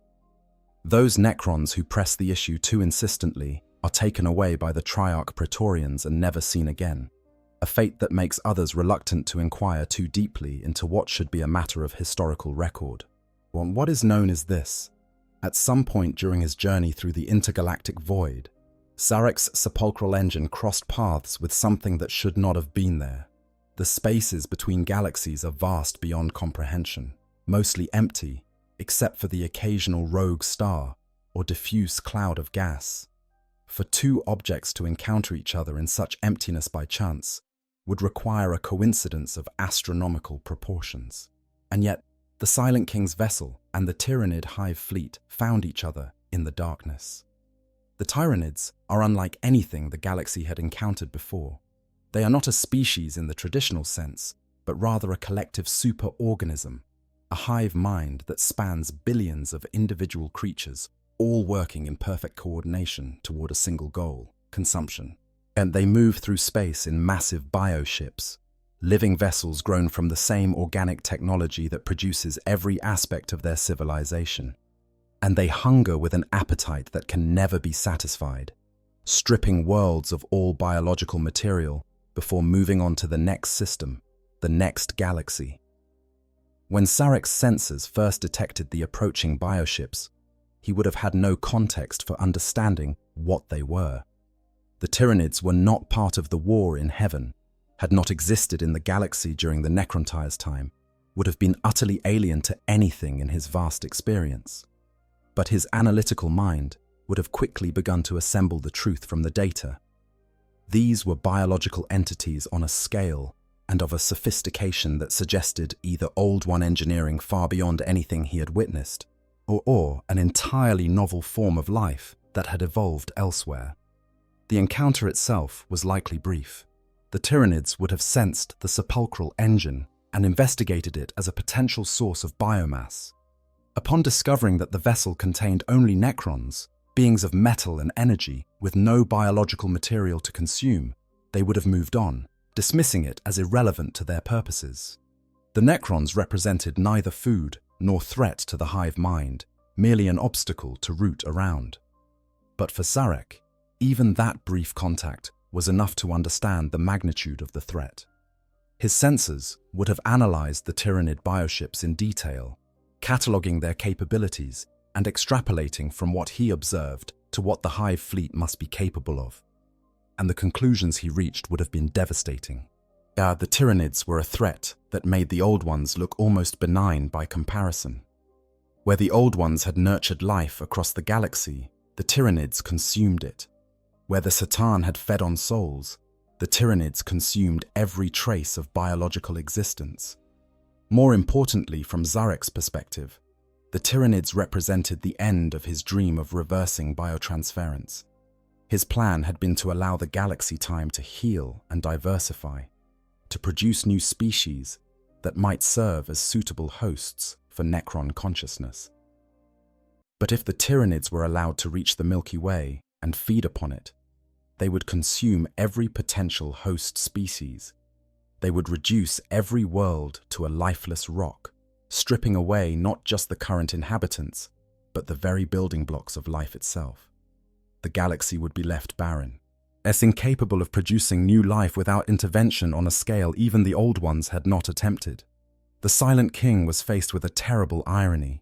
He had exiled himself from the galaxy as penance for what he had done to his people, had spent millions of years in the void, contemplating his failure and searching for a way to undo it. And now he had discovered that the galaxy he had left behind was in danger from a threat that would make redemption impossible. If he wanted any chance of restoring his people to life, he would have to return to the Milky Way and find a way to stop the Tyranids before they consumed everything. There was a secondary consideration as well, one that Zarek's cold mechanical mind calculated with disturbing precision. The Necrons were not in danger from the Tyranids directly. The hive mind had no interest in soulless metal, could extract no sustenance from necrodermis or the crystalline matrices that housed Necron consciousness. In theory, the Necrons could simply remain in their tomb worlds while the Tyranids consumed the galaxy, emerging afterward to claim dominion over a dead but uncontested realm. But such a galaxy would be worse than useless to the Necrons. Without life, without organic species to study and potentially use as hosts, the Necrons would be trapped in their metal bodies forever. They would rule over a kingdom of dust and ash, eternal undead masters of a lifeless wasteland.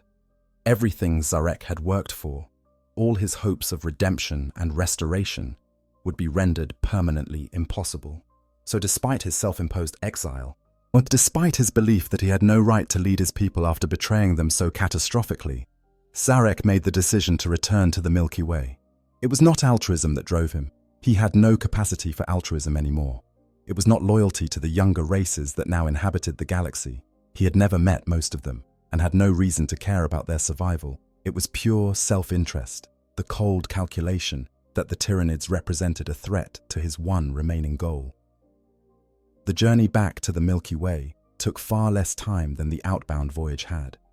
Zarek pushed the sepulchral engine to speeds that stressed even Necron engineering, burning through power reserves that had been meant to sustain the vessel for potentially another billion years of wandering. And time was critical now in a way it had never been during his exile. The Necrons were still sleeping, and he had no way to know how long it would take them to wake. If the Tyranids reached the galaxy and began their consumption before the Tomb World stirred, the younger races would face annihilation without any hope of resistance. As his vessel approached the galactic rim, Zarek activated his sensors to survey what had changed during his absence. The results were both fascinating and disturbing. The Milky Way had indeed healed from the devastation of the war in heaven, at least in a physical sense. New civilizations had arisen, species the old ones had never imagined spreading across the stars. The Eldar, as he had predicted, had achieved dominance for a time, building an empire that spanned much of the galaxy. But the Elder Empire had fallen, collapsed in a psychic cataclysm so powerful that it had torn a permanent wound in reality itself. The Eye of Terror, a massive warp rift where the barrier between reality and the Imperium had been completely destroyed, now dominated a significant portion of the galaxy. The Eldar were reduced to scattered remnants, survivors clinging to existence on craft worlds or hiding in the webway, their former glory reduced to bitter memory. In the Eldar's place, a new power had risen: humanity. The Imperium of Man, as they called themselves, had spread across the galaxy with remarkable speed, claiming tens of thousands of worlds as their territory. They were technologically primitive compared to the Necrons, their understanding of the sciences still crude and often mixed with superstition. But they were numerous beyond anything Zarek had anticipated, their ability to breed and expand limited only by the speed at which they could travel and colonize new worlds. There were other changes as well. The warp had not stabilized as Zarek had hoped it would. If anything, it had become more chaotic. The chaos gods that had begun to coalesce during the war in heaven, now fully formed and actively interfering in reality. The green-skinned species the old ones had created as warriors had survived and thrived, devolving into the orcs, but retaining their fundamental nature as engines of warfare. Dozens of other species, large and small, had carved out their own niches in the galactic ecosystem, and the Necrons were beginning to wake. Not all of them, not even most of them, but enough that Zarek could detect the activation signals from various tomb worlds scattered across the galaxy. The timing was not coordinated, as he had originally planned. Some tomb worlds had woken early due to damage or malfunction. Others remained locked in slumber, with no sign of when they might stir. The Great Awakening was proceeding in fits and starts, creating a situation far more chaotic than the organized emergence he had envisioned. Zarek realized that he would need to act carefully. He had destroyed the command protocols that would have allowed him to simply order the awakened Necrons to follow him. The various dynasties, finding themselves without central leadership after 60 million years of sleep, would be pursuing their own agendas, attempting to reclaim territories and restore the glory of their individual houses. A unity would need to be achieved through persuasion and politics, rather than direct command, and Zarek was no longer certain that the Pharaons would accept his leadership, given how spectacularly he had failed them the last time they followed his guidance. The Silent King made another critical decision. He would not immediately reveal himself to the awakening Necrons. Instead, he would work through intermediaries, using the Triarch Praetorians who had accompanied him into exile as his agents. These incorruptible enforcers of the ancient codes could move among the various dynasties without arousing suspicion, could spread his influence without revealing that the disgraced Silent King had returned. Through them, he could begin the slow work of unifying the Necrons against the Tyranid threat while maintaining the pretense that he was still exiled in the void. But first, before any of that could begin, Zarek needed to understand exactly what the galaxy had become during his absence. He had been gone for 60 million years, and the changes were more profound than he had anticipated. If he was going to save this galaxy from the Tyranids, if he was going to preserve the possibility of reversing biotransference, he would need to understand not just the threats, but also the potential assets. And so the Silent King, having broken his eternal exile, prepared to re-enter a galaxy that had forgotten the Necrons entirely, a galaxy that would need to remember them very quickly indeed. Ot returned to a changed galaxy. Zarek's re-entry into the Milky Way occurred in the year 744 M41 by the Imperial dating system, though of course the Silent King neither knew nor cared about human chronology. For him, the return was marked by crossing the galactic rim and beginning the long process of reconnecting with a civilization that had been sleeping while the galaxy evolved without them. The sepulchral engine made its way through the outer reaches of the galaxy, following trajectories calculated to avoid detection by the various species now inhabiting the stars. The first tomb worlds the Silent King visited were silent, not the silence of controlled stasis, but the eternal quiet of true death. These worlds had been destroyed during the Great Sleep, either by natural disasters that the automatic defense systems could not prevent, or by the younger races stumbling upon them and triggering catastrophic failures in systems never designed to deal with external interference after millions of years of operation. Entire dynasties had been lost this way, their warriors destroyed or scattered, their knowledge and traditions erased as thoroughly as if they had never existed. Other tomb worlds showed signs of damage, but remained partially functional. These sites presented their own problems. The awakening process was supposed to be carefully coordinated, with systems coming online in specific sequences to prevent catastrophic failures. But damaged tomb worlds often woke erratically, with portions of their population emerging to find their command structure destroyed or their defensive systems compromised.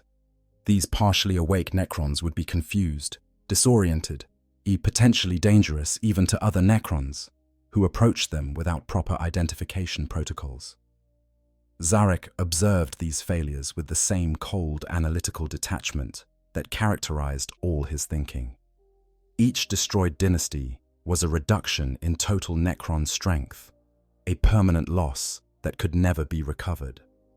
Each damaged awakening was a potential source of chaos that might complicate his efforts to unify the surviving forces. He catalogued the problems methodically, already formulating plans for how to work around or mitigate them. But there were also successes. Some tomb worlds had weathered the 60 million years perfectly, their stasis systems functioning exactly as designed, their defensive perimeters intact and ready to repel intruders. When these worlds woke, they did so according to the original protocols, with overlords and lords emerging first to assess the situation, followed by the warrior masses once command structures had been re-established. These were the dynasties that would form the core of any unified Necron response to the galaxy's current threats. The Silent King began his work of unification by approaching these intact dynasties, though not directly.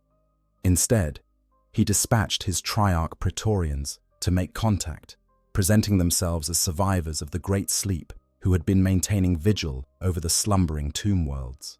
This was not entirely a lie. The Praetorians who had accompanied Zarek into exile had indeed been watching and waiting, albeit from the intergalactic void rather than hidden fortresses on the galactic rim. The Praetorians were ideal for this purpose because their role in Necron society transcended dynastic politics.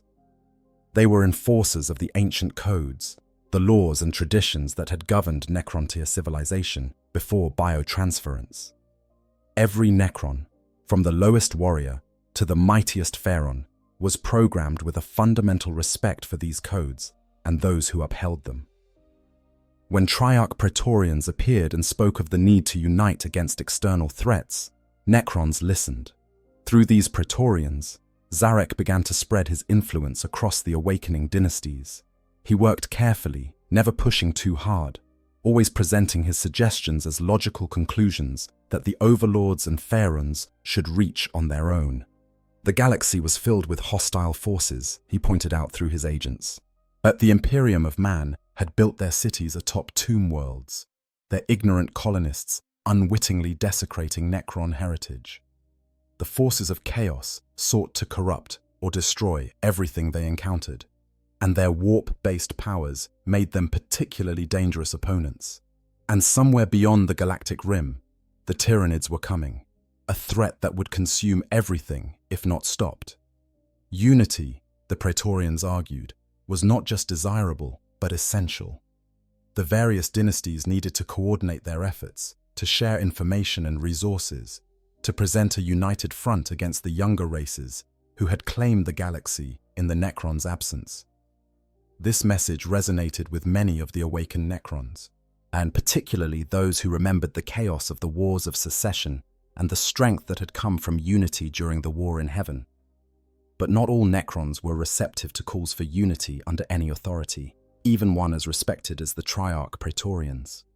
60 million years of sleep had done nothing to reduce the fundamental pride and ambition of the Necron nobility.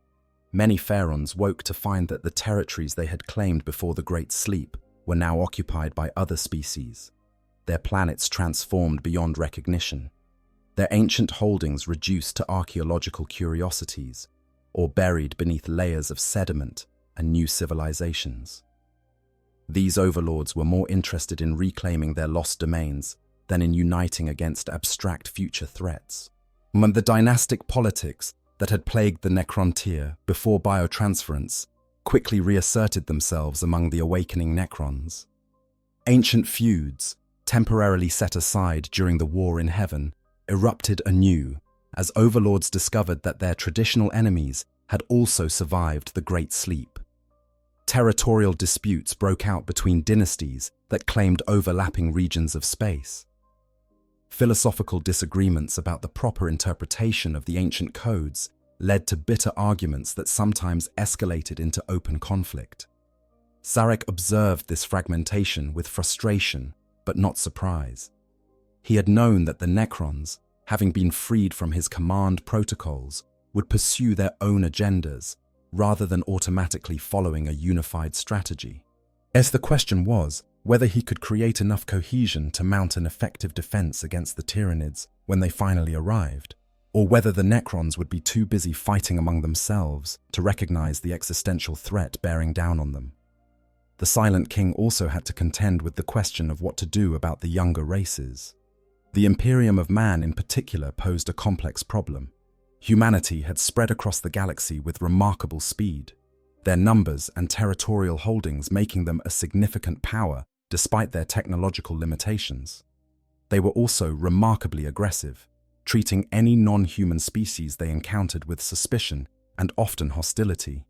Many tomb worlds had already come into conflict with Imperial forces, or battles that left both sides diminished and contributed nothing to the larger struggle against the Tyranids.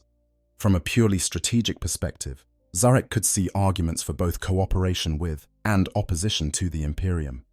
Humanity was numerous enough to serve as a buffer against Tyranid incursion, absorbing the initial waves of the hive fleets and slowing their advance. But they were also occupying worlds that the Necrons had once claimed, and their presence made it difficult to restore the Necron Empire to its former territorial extent. Furthermore, humanity's psychic component, their so-called psychers and their worship of a godlike emperor, made them fundamentally tainted by the warp in ways that offended Necron sensibilities. The forces of chaos presented a different kind of problem. The chaos gods and their demonic servants were powerful, capable of corrupting or destroying even Necron systems through their reality warping abilities. But they were also contained, mostly confined to the Eye of Terror and other warp rifts scattered across the galaxy. As long as the Necrons avoided these regions and maintained their anti-psychic defenses, chaos was a manageable threat rather than an existential one. The orcs were everywhere, scattered across the galaxy in countless individual bands, ranging from small raiding parties to massive empires. They were persistently annoying rather than truly dangerous, at least from a Necron perspective. Their crude weapons could damage Necron bodies, but rarely destroyed them beyond the capacity of reanimation protocols to repair, and their bizarre psychic gestalt, which allowed their technology to function through sheer collective belief, was too diffuse and chaotic to pose the kind of focused threat that chaos or psychic species like the Eldar could muster. But the Tyranids were the existential threat that made all these other concerns seem almost petty by comparison. Sarek had witnessed them in the void, had analyzed their capabilities, and understood what they represented. When the hive fleets finally reached the Milky Way in force, they would consume everything. They would strip world after world of all biological material, reproducing faster than any defensive force could eliminate them, adapting to counter any weapon brought against them. And unless the galaxy's various factions could be made to understand the threat and unite against it, they would be devoured one by one, their individual strength insufficient to stand against the swarm. This became Zarek's primary focus as he worked through his network of Triarch Praetorians to influence the awakening Necrons. The galaxy needed to be warned about the Tyranids, not out of altruism. The Silent King cared nothing for the survival of the younger races as an end in itself. But those races needed to survive long enough to slow the Tyranid advance, to buy time for the Necrons to fully wake and organize their response. And some of those races, particularly humanity with its vast numbers and genetic diversity, might include individuals whose bodies could serve as hosts for Necron consciousness, if a way to reverse biotransference could ever be found. But how could he warn the galaxy without revealing himself? Sarek was not ready to openly declare his return. Too many questions would be raised about where he had been, what he had been doing, why he had destroyed the command protocols. Some Necrons would see his return as a betrayal of his self-imposed exile, a breaking of the penance he had sworn to serve. Others would demand explanations for decisions he had made millions of years ago, explanations that would require admitting the full scope of his failure. The solution, he decided, would be to demonstrate the threat through action rather than words. If the younger races could be made to see Necrons fighting against Tyranids, if battles could be staged that showed both species as threats to be feared, but also as enemies to each other, then perhaps the more intelligent factions would begin to understand the strategic situation. And if the Necrons could position themselves as the lesser of two evils, or even as potential temporary allies against the greater threat, then cooperation might be possible without requiring full disclosure of the Silent King's plans. This strategy would require careful timing and precise manipulation of events across multiple battlefields.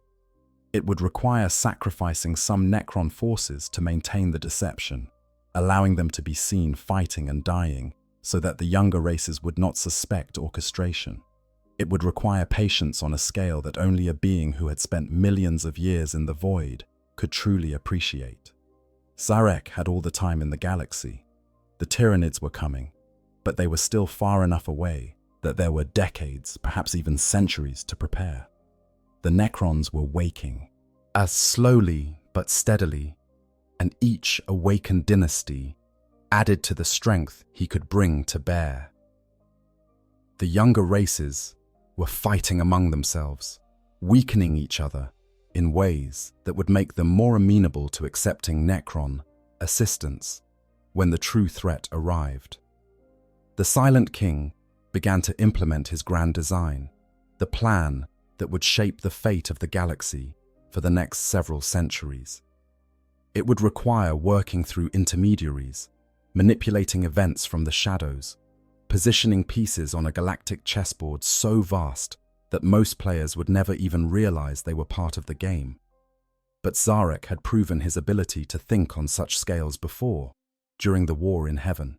The only question was whether he could succeed without repeating the catastrophic mistakes that had doomed the Necrontyr the first time he led them. the silent architect, awakening the dynasties. The work of awakening and uniting the scattered Necron dynasties was neither quick nor simple. Each tomb world presented its own unique challenges, and Sarek, working through his network of Triarch Praetorians, had to approach each one with a strategy tailored to its specific circumstances.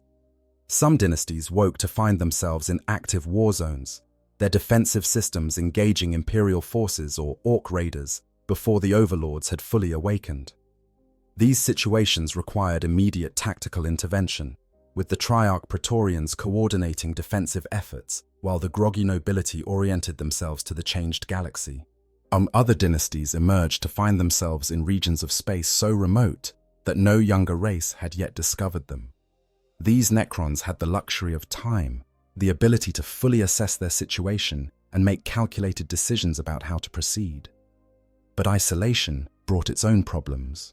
Without contact with other awakened tomb worlds, these dynasties often concluded that they were the only survivors, the last remnants of Necron civilization. Their overlords, believing themselves to be rebuilding from nothing, were less likely to accept direction from external sources, even ones as respected as the Triarch Praetorians.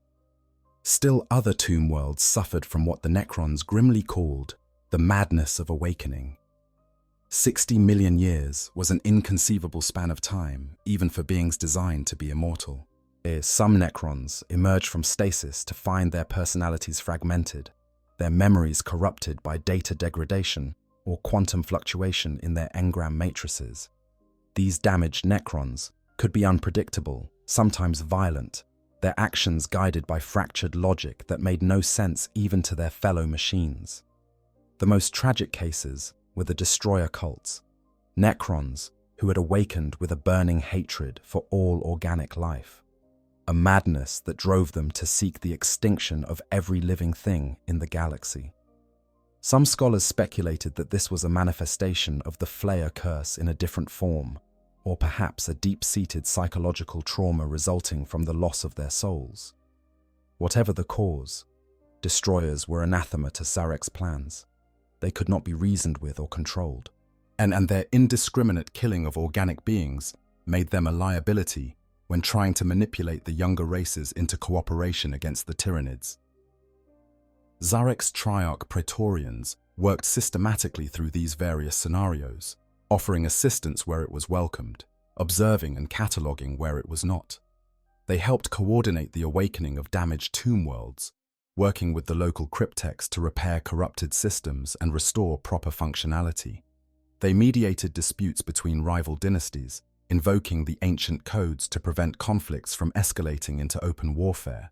They carefully avoided mentioning the Silent King by name, instead speaking of ancient traditions and the wisdom of unity in the face of external threats. As more dynasties woke and began to communicate with each other, while a complex web of alliances and rivalries emerged, some overlords remembered old friendships from before the Great Sleep and sought to re-establish those bonds. Others nursed grudges that had been frozen in stasis for 60 million years, resentments that time had not diminished even slightly. The political landscape of the awakening Necron Empire was a labyrinth of competing interests and ancient grievances. Through this maze, Zarek navigated with the patience of a being who had spent geological ages alone in the void. He understood that the Necron nobility required the illusion of autonomy, the belief that they were making their own decisions rather than following orders. So he made suggestions rather than commands, presented logical arguments rather than directives, and allowed the Pharaons to believe they were reaching their own conclusions about the need for unity. The key to this manipulation was information. Sarek, through his long exile and his observations since returning, possessed knowledge that no other Necron could match. He knew about the Tyranids, about the current state of the galaxy, about threats and opportunities that the newly awakened dynasties had no way of detecting. By carefully controlling the flow of this information through his Triarch Praetorians, he could guide the actions of the various overlords without revealing his own involvement. For instance, when a dynasty awakened on a world near the galactic rim, the Triarch Praetorians might mention casually that scout reports indicated strange biological anomalies in the void beyond the galaxy. They would not claim to know what these anomalies represented, merely present them as curiosities worth investigating. When the dynasty dispatched its own scouts and confirmed the presence of the Tyranid hive fleets, they would reach their own conclusions about the threat, never realizing that they had been guided to that discovery. Similarly, when conflicts arose between Necron dynasties and the Imperium of Man, the Triarch Praetorians would counsel restraint, arguing that the ancient codes required worthy opponents to be fought with honor rather than exterminated indiscriminately. This served multiple purposes. It prevented the wasteful destruction of human populations that might eventually be needed as hosts for Necron consciousness. It preserved human military strength that could be directed against the Tyranids. And it established precedents for cooperation that could be exploited later. But the most delicate aspect of Sarek's plan involved his own eventual revelation. He could not hide in the shadows forever. At some point, the various dynasties would need unified leadership to coordinate their response to the Tyranid threat. The question was when and how to reveal that the Silent King had returned, and how to overcome the inevitable resistance from overlords who remembered his catastrophic failure during biotransference. The solution Zarek devised was to rebuild the Triarch, the ruling council that had governed the Necrontyr before his exile. By selecting 2 pharaons to serve alongside him as the other members of the Triarch, he could present his return as a restoration of ancient traditions rather than a reassertion of personal authority. The chosen pharaons would need to be capable, but not too ambitious, powerful enough to lend legitimacy to the council, but not so powerful that they might challenge his leadership. He found his candidates in Hapthatra, the Radiant, and Mesophet, the Shadowed Hand. Pharaons of minor dynasties who had proven themselves competent in the early post-awakening period, but lacked the resources or territorial holdings to be major players in their own right. Hapthatra was known for tactical brilliance and unwavering loyalty to the ancient codes. Mesophet was a master of intelligence and subterfuge, skilled at gathering information and identifying threats before they fully manifested. Zarek approached them through his Triarch Praetorians, presenting the offer as a restoration of ancient tradition. The galaxy needed the Triarch, and he argued through his agents, needed the stability and wisdom that the old ruling council had provided. Would these worthy pharaons accept the honor of serving in this capacity, of helping to guide the Necron people through the challenges of this new age? Both accepted, though likely for different reasons. Hapthatra seemed genuinely motivated by a desire to serve the greater good of Necron civilization, to uphold the traditions that had sustained their people through millions of years of sleep. Mesophet's motivations were more pragmatic. Serving on the Triarch would elevate his minor dynasty to prominence and give him influence over events far beyond what his own resources would allow. The reconstitution of the Triarch took place on the tomb world of Antrak, a site sacred to the Zarakan dynasty and one of the few tomb worlds that had weathered the Great Sleep with minimal damage. 3,000 Triarch Praetorians assembled for the ceremony, a gathering of such significance that it drew observers from dozens of awakened dynasties. This would be the Silent King's formal return to galactic affairs, his emergence from the shadows after millions of years of exile. The ceremony itself was ancient, based on protocols that dated back to the Necrontyr's pre-biotransference civilization. Hapthatra and Mesophet were joined to the Dais of Dominion, a massive anti-gravitic platform that would serve as their mobile throne and command center. The Dais itself was a masterwork of Necron technology, incorporating defensive systems, offensive weapons, and most significantly, a power source derived from a captive Khatan shard. The Satan shard in question was a fragment of Nyadrazatha, the Burning One, the same star god who had taught the Necrons how to breach the webway during the war in heaven. Imprisoning this shard within the dais served multiple symbolic purposes. It demonstrated Sarek's victory over the beings who had betrayed the Necrontyr. It provided immense power to fuel the dais's systems, and it sent a clear message to any who might question the Silent King's authority. He possessed the means to destroy gods and the will to use them. When Hapthatra and Mesophet were integrated into the dais, something remarkable happened. The two pharaohs began to speak with a single voice, at their individual consciousness merging into a gestalt entity that served the Silent King's will without question or hesitation. Whether this was a deliberate feature of the dice's design or an unexpected side effect of the Citan Shard's influence remains unclear. But the result was that Zarek had recreated the Triarch in a form that perfectly suited his needs, a ruling council that appeared to offer balanced leadership, but in practice amplified his own authority. The assembled Necrons witnessed this transformation and understood what it meant. The Silent King had returned, not as a penitent exile seeking forgiveness, but as a ruler ready to guide his people once more. Those who objected to his return, who remembered his role in the biotransference catastrophe, have found themselves facing 3,000 Triarch Praetorians whose loyalty to the ancient codes superseded any personal grievances.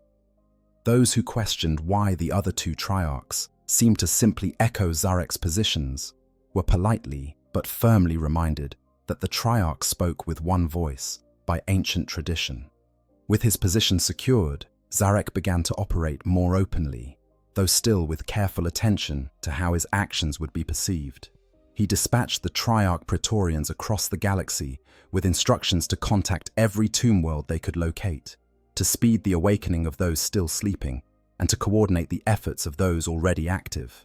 He established protocols for sharing information between dynasties, and creating networks of communication that allowed the scattered Necrons to function as a somewhat cohesive force. But he also began a more subtle campaign, one aimed at the younger races rather than at his own people. The Necrons needed allies, or at least needed to ensure that potential allies were positioned correctly when the Tyranids arrived. This required delicate manipulation of events across dozens of systems, creating situations where Necron and non-Necron forces might find themselves fighting on the same side, if only temporarily. It was this aspect of his plan that would bring Zarek into direct contact with one of the Imperium's most respected leaders, as an encounter that would reveal the depth of the Silent King's long-term planning and raise disturbing questions about just how much he knew of events that had occurred during his exile. Uneasy alliances. The Battle of Gehenna. The world of Gehenna was unremarkable by most galactic standards. A minor imperial colony in a region of space that had seen little strategic importance for most of the Imperium's history. It maintained a modest population devoted primarily to agriculture, its vast fields producing food that was shipped to more heavily populated systems. The people of Gehenna knew little of the greater conflicts that shaped the galaxy, content to tend their crops and pay their tithes to the distant Imperium. But Gehenna's geographical position made it significant in ways its inhabitants could not have known.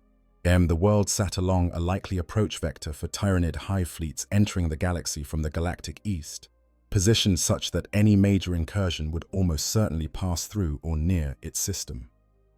Zarek had identified Gehenna decades earlier as a potential staging ground for what he hoped would be a demonstration of the Tyranid threat to the Imperium's leadership. The first phase of his plan involved the Necrons themselves attacking Gehenna. This was not a massacre or even a serious attempt at conquest, but rather a carefully calibrated assault designed to accomplish several objectives simultaneously. First, it would draw Imperial attention to the world, bringing significant military forces to defend it. Second, it would establish the Necrons as a known threat in the region, and creating a baseline of hostility that could later be contrasted with cooperation. Third, and most importantly, it would position Necron forces on Gehenna when the Tyranids arrived. The attack was brutal enough to be credible, but restrained enough to avoid total destruction of the human population. Necron warriors emerged from hidden positions on the planet's surface, the result of scout forces infiltrated years earlier in preparation for this moment. They struck at military installations and strategic infrastructure, ignoring civilian populations except when those populations actively resisted. The message was clear. The Necrons wanted control of Gehenna, but they were willing to follow certain rules of engagement in pursuing that goal.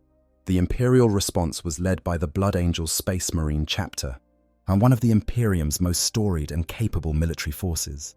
These warriors were gene-enhanced super soldiers created from the genetic template of the Primarch Sanguinius, legendary figure from the Imperium's founding mythology. They arrived on Gehenna with the full intention of driving the Necron invaders off-world, bringing firepower and tactical expertise that quickly turned the tide against the Necron advance. But the Blood Angels' chapter master, a venerable warrior named Dante, was troubled by aspects of the Necron attack that didn't fit standard patterns of Xenos aggression. The Necrons were fighting with determination, but not with the total commitment one would expect from a species attempting a true conquest. They seemed to be waiting for something, positioning themselves rather than pressing their advantage. Dante had fought long enough to recognize when an enemy's actions didn't match their apparent objectives. His suspicions were confirmed when the Tyranids arrived. The skies above Gehenna darkened with bioships, massive organic vessels carrying billions of lesser organisms designed for one purpose: consuming all biological material on the planet below. The Tyranid assault began immediately, spore pods and mycetic pods raining down from orbit to disgorge hordes of creatures that attacked everything living they encountered. Suddenly, the Blood Angels and the Necrons found themselves facing a common enemy far more dangerous than each other. The Tyranids cared nothing for Imperial sovereignty or Necron territorial claims. They simply wanted to feed, to strip Gehenna of all organic matter and move on to the next world. The humans would be consumed down to the last child. The planet itself would be reduced to a lifeless rock, its atmosphere stripped away, its oceans evaporated, even its soil rendered sterile. Dante recognized immediately that his forces alone could not stop the Tyranid swarm. The numbers were too overwhelming, the creatures too varied in their adaptations.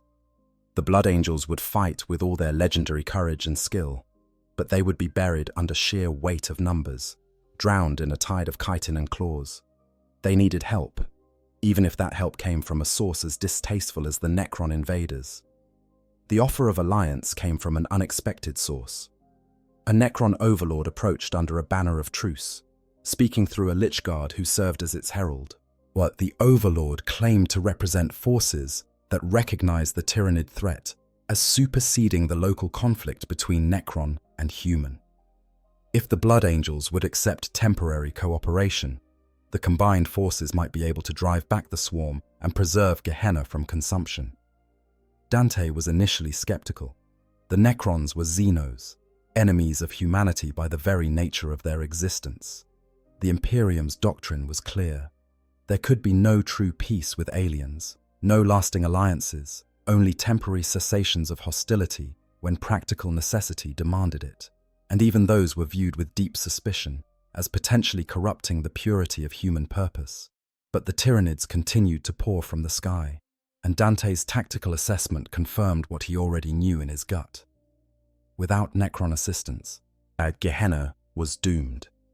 He accepted the offer of alliance, though he made clear that it was purely temporary, lasting only as long as the Tyranid threat remained. Once the swarm was defeated, the Necrons would withdraw from Gehenna or face renewed hostilities with the Blood Angels. The combined defense was a thing of terrible beauty, human and Necron forces coordinating with surprising efficiency despite having been trying to kill each other mere hours before. The Blood Angels brought their legendary close combat prowess and aerial mobility, striking at Tyranid synapse creatures and disrupting the hive mind's coordination. The Necrons provided overwhelming firepower and the ability to absorb casualties that would devastate organic forces, their warriors reanimating repeatedly to rejoin the battle. But the true turning point came when Dante found himself face to face with the architect of this entire scenario. During a lull in the fighting, as both sides consolidated their positions and prepared for another Tyranid wave, a Necron approached Dante's command post. This was no ordinary overlord, but something far more significant. The being that stood before Dante was clearly ancient beyond measure, its necrodermis form adorned with symbols and honors that dated back to a time before humanity had discovered fire. The Necron identified itself simply as one who had walked the stars when Dante's Primarch still lived. It spoke of Sanguinius with a familiarity that should have been impossible, describing details of the Primarch's appearance and manner that no Necron should have known. More disturbing still, it wore a death mask and a golden faceplate fashioned in the image of Sanguinius himself, a perfect replica of the masks worn by Blood Angel's officers, including Dante. The implications were staggering. This Necron was claiming to have encountered Sanguinius personally, to have met with the Primarch during the Great Crusade, or perhaps even earlier. The timeline made no sense by conventional understanding. The Necrons had been sleeping for 60 million years, and Sanguinius had lived a mere 10,000 years ago. Unless this particular Necron had not been sleeping, had been active during the Imperium's founding, had witnessed events that predated Dante's birth by millennia. Dante demanded to know who this being truly was, what it wanted, and why it seemed to know so much about the Blood Angels and their genetic heritage. The response was cryptic, but illuminating. The Necron spoke of having once discussed alliance with Sanguinius, of recognizing in that Primarch a being worthy of respect despite his organic nature. The alliance had never come to fruition, the Necron explained, circumstances having intervened before agreements could be formalized.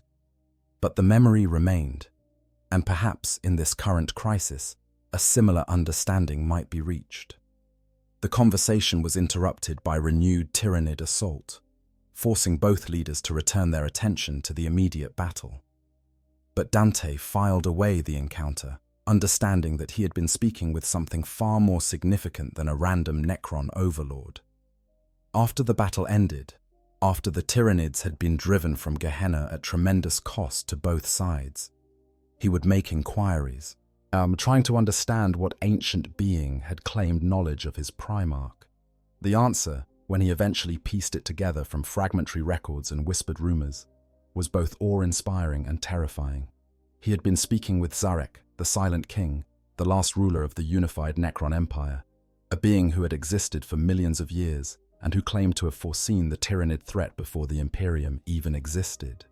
If that claim was true, if the Silent King had indeed met with Sanguinius and warned him about the Tyrannids, then it raised disturbing questions about what else might have been planned or predicted by this ancient intelligence.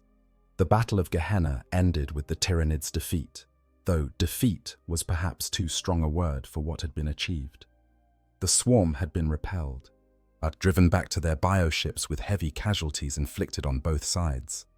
Gehenna was saved, its population reduced but still viable, its fields scorched but capable of recovery. The Necrons withdrew as they had promised, their forces dematerializing or retreating to hidden tomb complexes without attempting to press any advantage over the exhausted Blood Angels. Dante allowed them to leave unmolested, recognizing that attempting to engage the Necrons after the battering his forces had taken would be suicidal. But he also understood that he had been manipulated, that the entire scenario had been orchestrated to demonstrate something. The Necrons had wanted the Imperium to see them fighting against the Tyrannids, to understand that these two Xenos threats were enemies of each other, whilst they had wanted to establish a precedent for cooperation, however temporary and uneasy. The Silent King's gambit had succeeded. Word of the alliance at Gehenna would spread through the Imperium, generating controversy and debate. Some would see it as pragmatic necessity, proof that even the most alien of enemies could be temporarily aligned against greater threats. Others would condemn it as corruption, a dangerous precedent that might lead to further fraternization with Xenos. But all would understand that the Tyrannids represented a threat so severe that even the mysterious Necrons feared them. This was exactly what Zarek had intended. He needed the Imperium to take the Tyrannid threat seriously, to commit significant resources to fighting the swarms, rather than wasting those resources on internal conflicts or minor Xenos purges. Yet he needed humanity to understand that, for all their pride and xenophobia, they could not survive the Tyrannids alone. And he needed to establish channels of communication, however unofficial and deniable, that might allow for future cooperation when circumstances demanded it. But the encounter with Dante had revealed more than Zarek might have wished. His claim about Sanguinius, his possession of the death mask, his knowledge of Blood Angel's traditions and history, all of it pointed to a being who had been active during the Imperium's founding, rather than sleeping peacefully in a tomb world. Where had he been for those 10,000 years? What else had he done?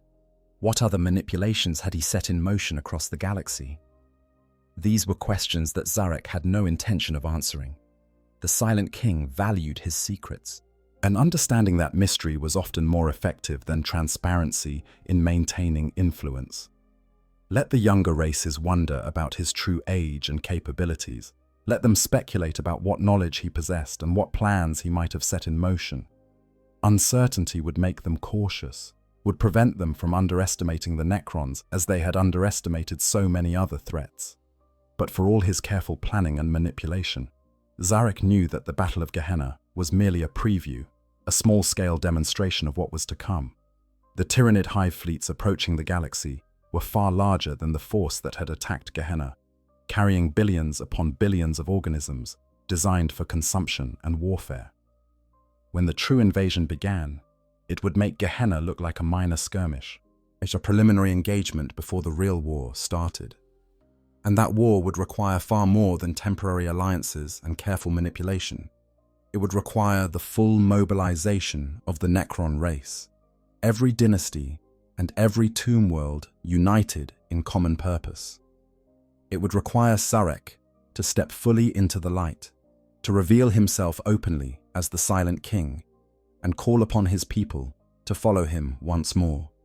It would require risking everything on a gamble that the Necrons, having been betrayed once by his leadership, would trust him to guide them through the greatest crisis their civilization had ever faced. The question was whether Zarek himself was ready for that revelation, whether he had truly reconciled himself to the burden of leadership after millions of years of exile and penance. The Silent King's grand design. As the decades following Gehenna unfolded, Zarek's network of influence across the awakening Necron dynasties continued to expand. More tomb worlds stirred from their ancient slumber, their inhabitants emerging into a galaxy that bore little resemblance to the one they had left behind. Each awakening presented new challenges and opportunities, new pieces to be positioned on the vast strategic board the Silent King was constructing. The search for a solution to biotransference remained Zarek's ultimate goal, the purpose that drove all his other machinations.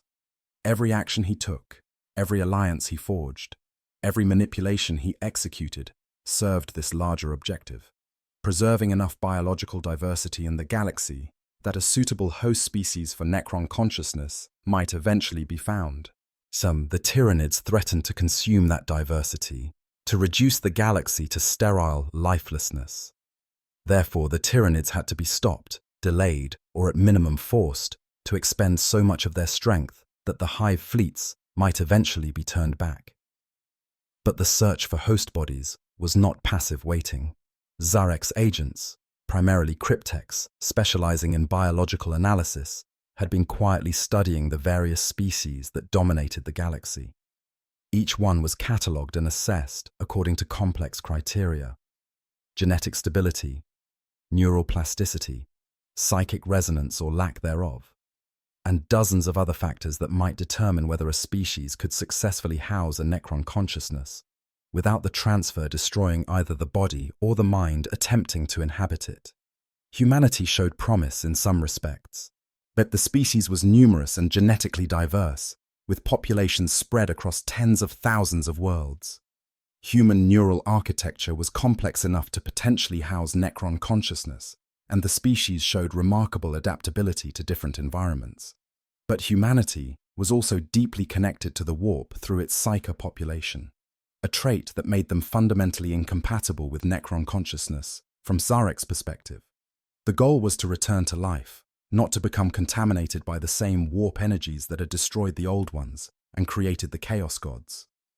The Tau, a relatively young species that had achieved space travel only recently by galactic standards, represented another possibility. They possessed advanced technology and a caste-based society that might accommodate Necron hierarchical structures, but they were few in number and concentrated in a small region of space, making them vulnerable to the very Tyranid threat Zarek was trying to counter. Moreover, their relatively recent emergence meant they had not yet developed the biological diversity that millions of years of evolution typically produced. Other species were catalogued and dismissed for various reasons. The orcs were too chaotic, their biology too unstable, and too tied to psychic phenomena. The Eldar were too psychically active, their souls too intrinsically linked to the warp.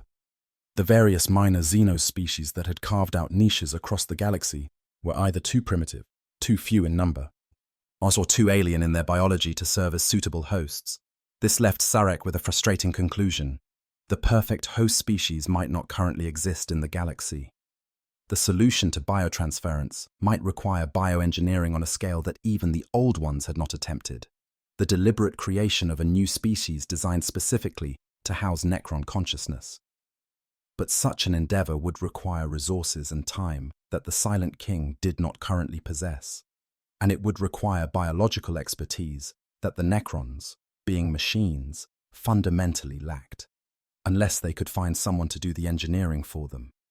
This line of thinking led Zarek to take an interest in certain factions within the Imperium and other species that possessed advanced biological manipulation capabilities.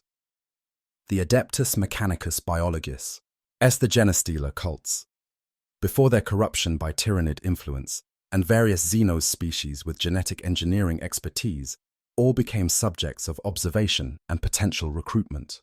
But such plans were necessarily long-term, measured in centuries or millennia rather than years.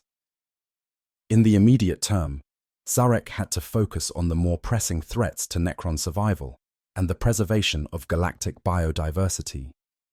The Tyranids continued their approach, their hive fleets spreading across the galactic rim like a malignant stain. The forces of chaos, emboldened by the opening of the Great Rift, pressed against the boundaries of reality with renewed vigor, and the Imperium itself, the galaxy's most numerous and powerful species, teetered on the brink of collapse under the weight of its own bureaucratic inefficiency and the countless threats assailing it. The Great Rift represented a particular problem for the Silent King's plans. The massive warp storm that had split the galaxy in half was a testament to the dangers of psychic energy run amok, a vindication of the Necrons' ancient opposition to the Old Ones and their warp-based technologies. But it also represented a strategic nightmare, disrupting travel and communication across vast swathes of the galaxy, making coordination difficult and allowing isolated regions to fall to threats that unified action might have prevented. Zarek studied the Great Rift with the same analytical detachment he brought to all problems. It was a wound in reality, while a place where the barriers between the material universe and the immaterium had been completely destroyed. From a Necron perspective, such wounds were anathema, violations of the natural order that needed to be sealed or at minimum contained. The ancient blackstone pylons that the Necrons had constructed on various worlds, including Cadia before its fall, had been designed precisely to counter such warp incursions. But the Great Rift was far too large to be sealed by conventional means. It would require a network of pylons on a scale that dwarfed anything the Necrons had previously attempted, perhaps tens of thousands of devices positioned across dozens of systems, all working in concert to force the warp back into its proper dimensional boundaries. Such a project was theoretically possible. The Necrons possessed the knowledge and technology to construct the necessary pylons, but it would consume resources on a staggering scale and require decades or even centuries to complete. Still, Zarek began to set the wheels in motion. He identified key worlds within the Pariah Nexus, a region of space where the warp's influence was naturally weak, as potential sites for an expanded pylon network. He directed Cryptex to begin researching improvements to pylon design, ways to make them more efficient or more powerful. He quietly suggested to various overlords that establishing control over these strategic locations would serve both their individual dynastic interests and the larger Necron cause. This brought him into conflict with the Imperium once again, and as several of the identified worlds were populated by humans or claimed as Imperial territory. The resulting campaigns became known as the Pariah Crusade, a sprawling conflict that saw Necron and Imperial forces clashing across multiple systems, even as both sides faced pressure from Tyranid incursions and Chaos raids. Zarek initially attempted to coordinate the Necron response from the shadows, working through intermediaries and trusted overlords. But as the crusade escalated, as Imperial forces grew more organized and committed greater resources to the conflict, he realized that direct intervention would be necessary. The Silent King could not afford to lose control of the Pariah Nexus, not when it represented one of the few regions of the galaxy where the warp could be reliably suppressed. Yet the revelation of Sarek's direct involvement came at Zendu, a world within the Pariah Nexus where his vassal lords had been struggling against an Imperial offensive. The Silent King summoned 3,000 Triarch Praetorians to the world, a gathering of such significance that it could not be hidden from either his own forces or the enemy. He met with his vassals openly, accepting offerings of captured human blanks, individuals born with no connection to the warp, and therefore potentially valuable for research into anti-psychic technologies. Then Zarek did something unprecedented in the current age. He took personal command of a massive Necron counteroffensive. Millions of warriors, drawn from dozens of dynasties across the Pariah Nexus, rallied to his banner. The Silent King's authority, and which had been exercised quietly and indirectly for decades, suddenly became undeniable. When he commanded, the dynasties obeyed. When he deployed, the enemy retreated. The sheer scale of the forces he could marshal made it clear that this was no ordinary overlord, but rather the supreme leader of the Necron race. The Imperial forces found themselves facing coordinated Necron operations of a sophistication they had never encountered before. Where previously Necron attacks had been localized and sometimes seemingly random, now they faced a unified strategy that anticipated their moves and countered them with devastating efficiency. Supply lines were severed with surgical precision. Command posts were eliminated by strike forces that appeared from nowhere. Our defensive positions were bypassed or overwhelmed by forces that materialized out of dimensional passages. The Imperials suffered several major defeats in quick succession, losing ground they had held for months in mere days. Entire regiments were annihilated, their soldiers reduced to component atoms by Necron Gauss weapons, or cut down by Satan shards unleashed from Tesseract labyrinths. The momentum of the Imperial offensive was broken, replaced by a desperate defensive action as the Necrons pressed their advantage. But Zarek, for all his military success, recognized that total victory over the Imperium in this theater was neither possible nor desirable. The Necrons lacked the numbers to occupy and hold every world in the Pariah Nexus against determined Imperial resistance. More importantly, destroying too much Imperial strength would leave those regions vulnerable to Tyranid or Chaos incursion, undermining the larger goal of preserving galactic biodiversity. So the Silent King settled for establishing clear Necron control over the most strategically critical worlds, the ones where pylons could be most effectively positioned to suppress the warp. He allowed the Imperial forces to maintain presence on less critical planets, even occasionally coordinating with them against Chaos raiders who sought to exploit the conflict. The message was clear. The Necrons were willing to coexist with the Imperium in this region, as long as their control over key strategic assets was respected. This pragmatic approach to warfare was characteristic of Sarek's overall strategy.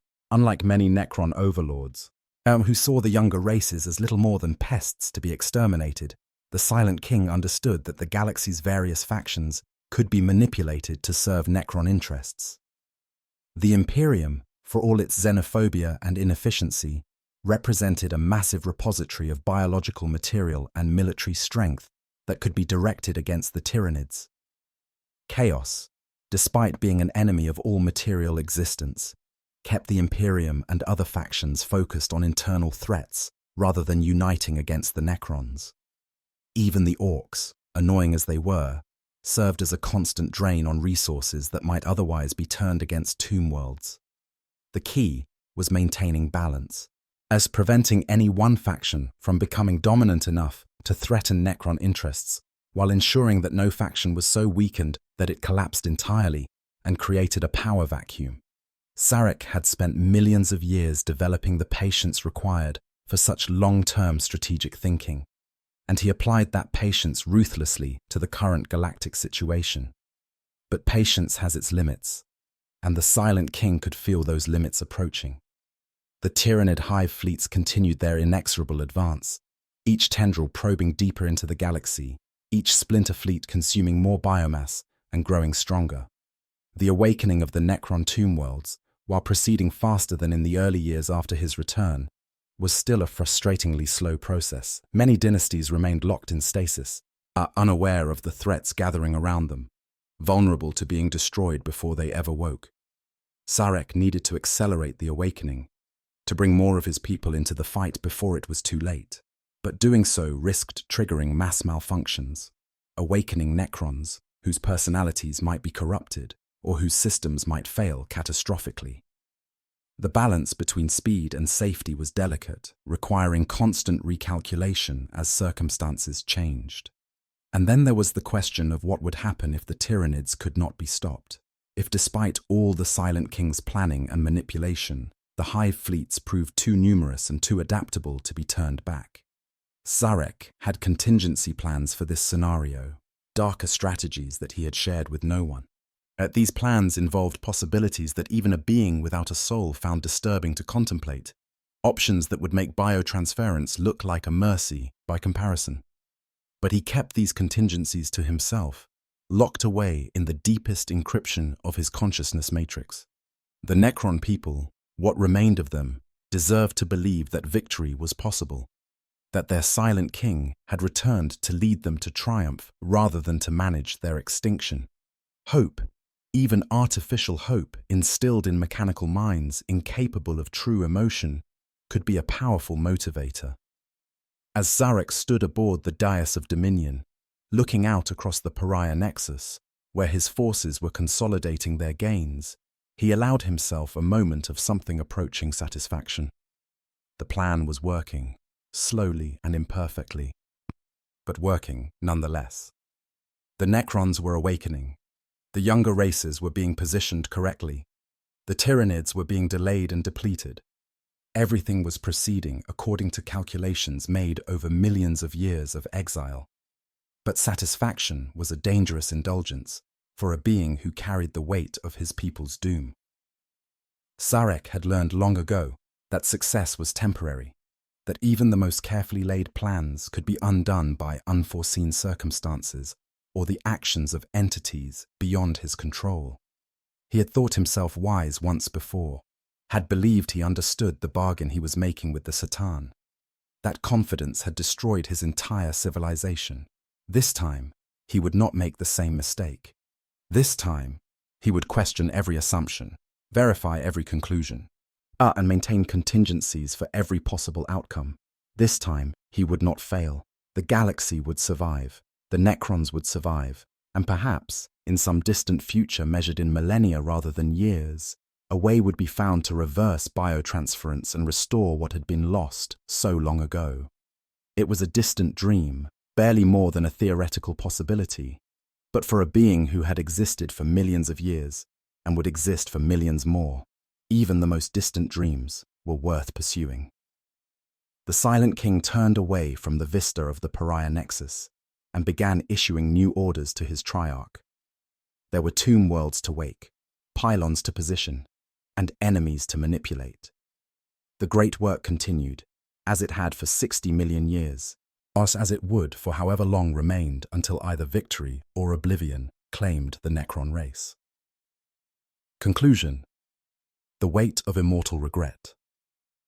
The story of Sarek, the Silent King, is ultimately a meditation on the price of immortality and the burden of leadership. He stands alone in the galaxy as perhaps the only being who has existed continuously through truly incomprehensible spans of time while retaining perfect memory of everything he has experienced. Where other Necrons have the mercy of forgetfulness, Where the younger races can at least claim ignorance of the deep past, Zarek remembers everything with crystalline clarity. He remembers the Necron tire as they were before biotransference, remembers children laughing despite their radiation-scarred bodies, remembers artists creating beauty in the shadow of death. He remembers philosophers debating the meaning of existence, even as that existence crumbled around them. He remembers the moment he made the deal with the Satan, the precise instant when he signed away his people's souls in exchange for a false promise of immortality. He remembers watching billions march into the biofurnaces, trusting in their king to guide them to salvation. And he remembers the 60 million years that followed, the endless progression of moments in the void between galaxies, where the only company was his own thoughts, and the only task was contemplating the magnitude of his failure. For a human, such perfect memory would have been a curse leading inevitably to madness. For Zarek, trapped in a mechanical mind that could not go insane, it was something worse: eternal clarity, eternal understanding, the eternal recognition of what he had done, without the relief of forgetting or the escape of breaking. The question that haunts any consideration of the Silent King is whether he seeks redemption or merely revenge disguised as redemption. Does he truly want to reverse biotransference and restore the Necrons to life? Or does he simply want to prove that he can succeed where he failed before, that his leadership can achieve something meaningful even after the catastrophic betrayal of his people? The answer may be that Zarek himself does not fully know. His mechanical mind processes calculations and strategies with perfect logical precision, but the emotional or spiritual dimensions of his motivations are opaque even to him. He can remember what it felt like to want redemption, can recall the concept of guilt and the desire for forgiveness. But whether he actually experiences these things in any meaningful way, or whether they are merely data patterns in his consciousness matrix that simulate what he once felt, remains unknowable. What is certain is that Zarek has positioned himself as the galaxy's unlikely guardian against the Tyranid threat. Not out of altruism, not out of loyalty to the younger races, but out of cold calculation that his own goals require their survival. This pragmatic approach to defending the galaxy may actually make him more effective than a more ideologically driven leader would be. He will cooperate with the Imperium when necessary, abandon them when convenient, and sacrifice whatever needs to be sacrificed to achieve his objectives. The Necron people, those who have awakened and those who still sleep, are being drawn into the Silent King's grand design, whether they will it or not. Some follow him willingly, convinced by his arguments or swayed by his undeniable strategic brilliance. Others follow reluctantly, bound by the ancient codes and traditions that the Triarch Praetorians enforce. Still others resist, pursuing their own dynastic ambitions in defiance of the Silent King's vision for unified Necron action. But all of them, willing or not, are pieces on the vast strategic board that Zarek has been arranging since his return to the galaxy. Every awakened tomb world, every alliance with younger races, every conflict carefully orchestrated to position forces where they will be needed when the Tyranids arrive in force. All of it serves a plan that has been developing for millions of years. The younger races, too, are being manipulated, though most remain unaware of it. The Imperium's leaders, focused on immediate threats and internal conflicts, do not recognize the subtle hand guiding certain events. When Necrons attack one world but mysteriously avoid another, when they cooperate against Tyranids but then withdraw rather than pressing their advantage, when they allow human populations to survive battles that could easily have ended in extermination, few connect these patterns to a larger strategy. Only beings like Dante, who have encountered Zarek directly and recognize the depth of his ancient cunning, understand that the Necrons are not merely another Xenos threat, but rather a civilization pursuing its own incomprehensible goals. And even they cannot fully grasp the scope of what the Silent King is attempting. Maz cannot see the full picture that spans millions of years and encompasses the survival of the entire galaxy. As the timeline of the current galaxy continues to unfold, as the Tyranid threat grows and the forces of chaos press harder against reality, Zarek's grand design approaches its critical test. Will the Necrons awaken in sufficient numbers? Will the younger races understand the threat in time? Will the technology to reverse biotransference be discovered? Will the galaxy survive long enough for any of it to matter? These questions remain unanswered, suspended in the uncertainty of an ongoing conflict whose outcome cannot yet be determined. But what is clear is that Zarek will continue to pursue his goals with the same patient determination that has defined his existence for 60 million years. He will manipulate, calculate, sacrifice, and endure, all in service of the impossible dream of undoing his greatest mistake. In this sense, the Silent King represents something unique in the grimdark darkness of the far future. A being who refuses to accept that his greatest failure is permanent, who continues to search for redemption even after millions of years of evidence suggesting it is impossible. Whether this makes him admirable or merely pitiable is a question that may never have a definitive answer. But perhaps that ambiguity is appropriate for a being who exists between states, neither truly alive nor completely dead, neither purely machine nor entirely conscious, neither guilty of his crimes nor innocent of their consequences.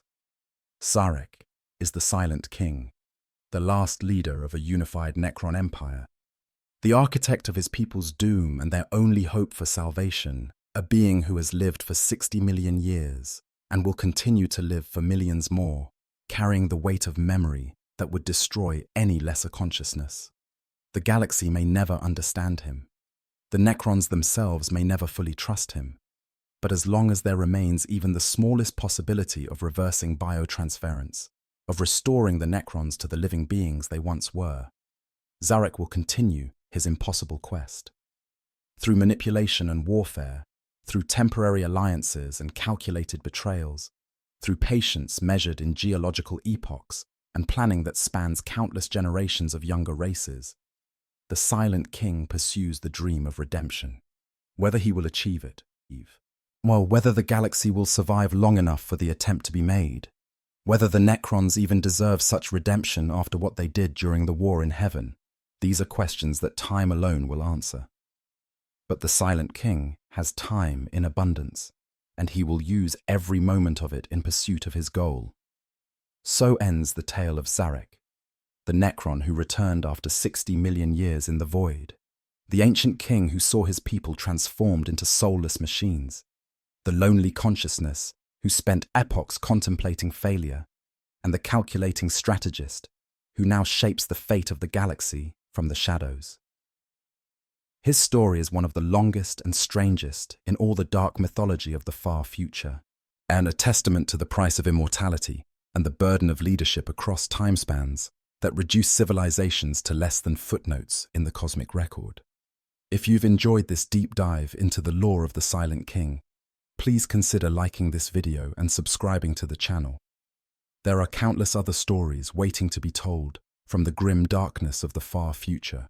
Tales of heroes and villains, of civilizations rising and falling, of beings who have existed for millions of years, and those whose lives burn bright for mere moments before being extinguished.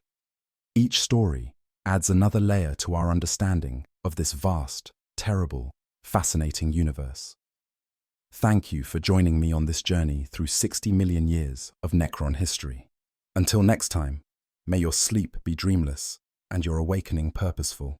Unlike the unfortunate Necrons who discovered too late that immortality is not the gift they believed it would be.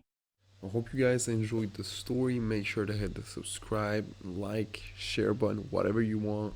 Give me some feedback if there's any. And yeah, sleep well.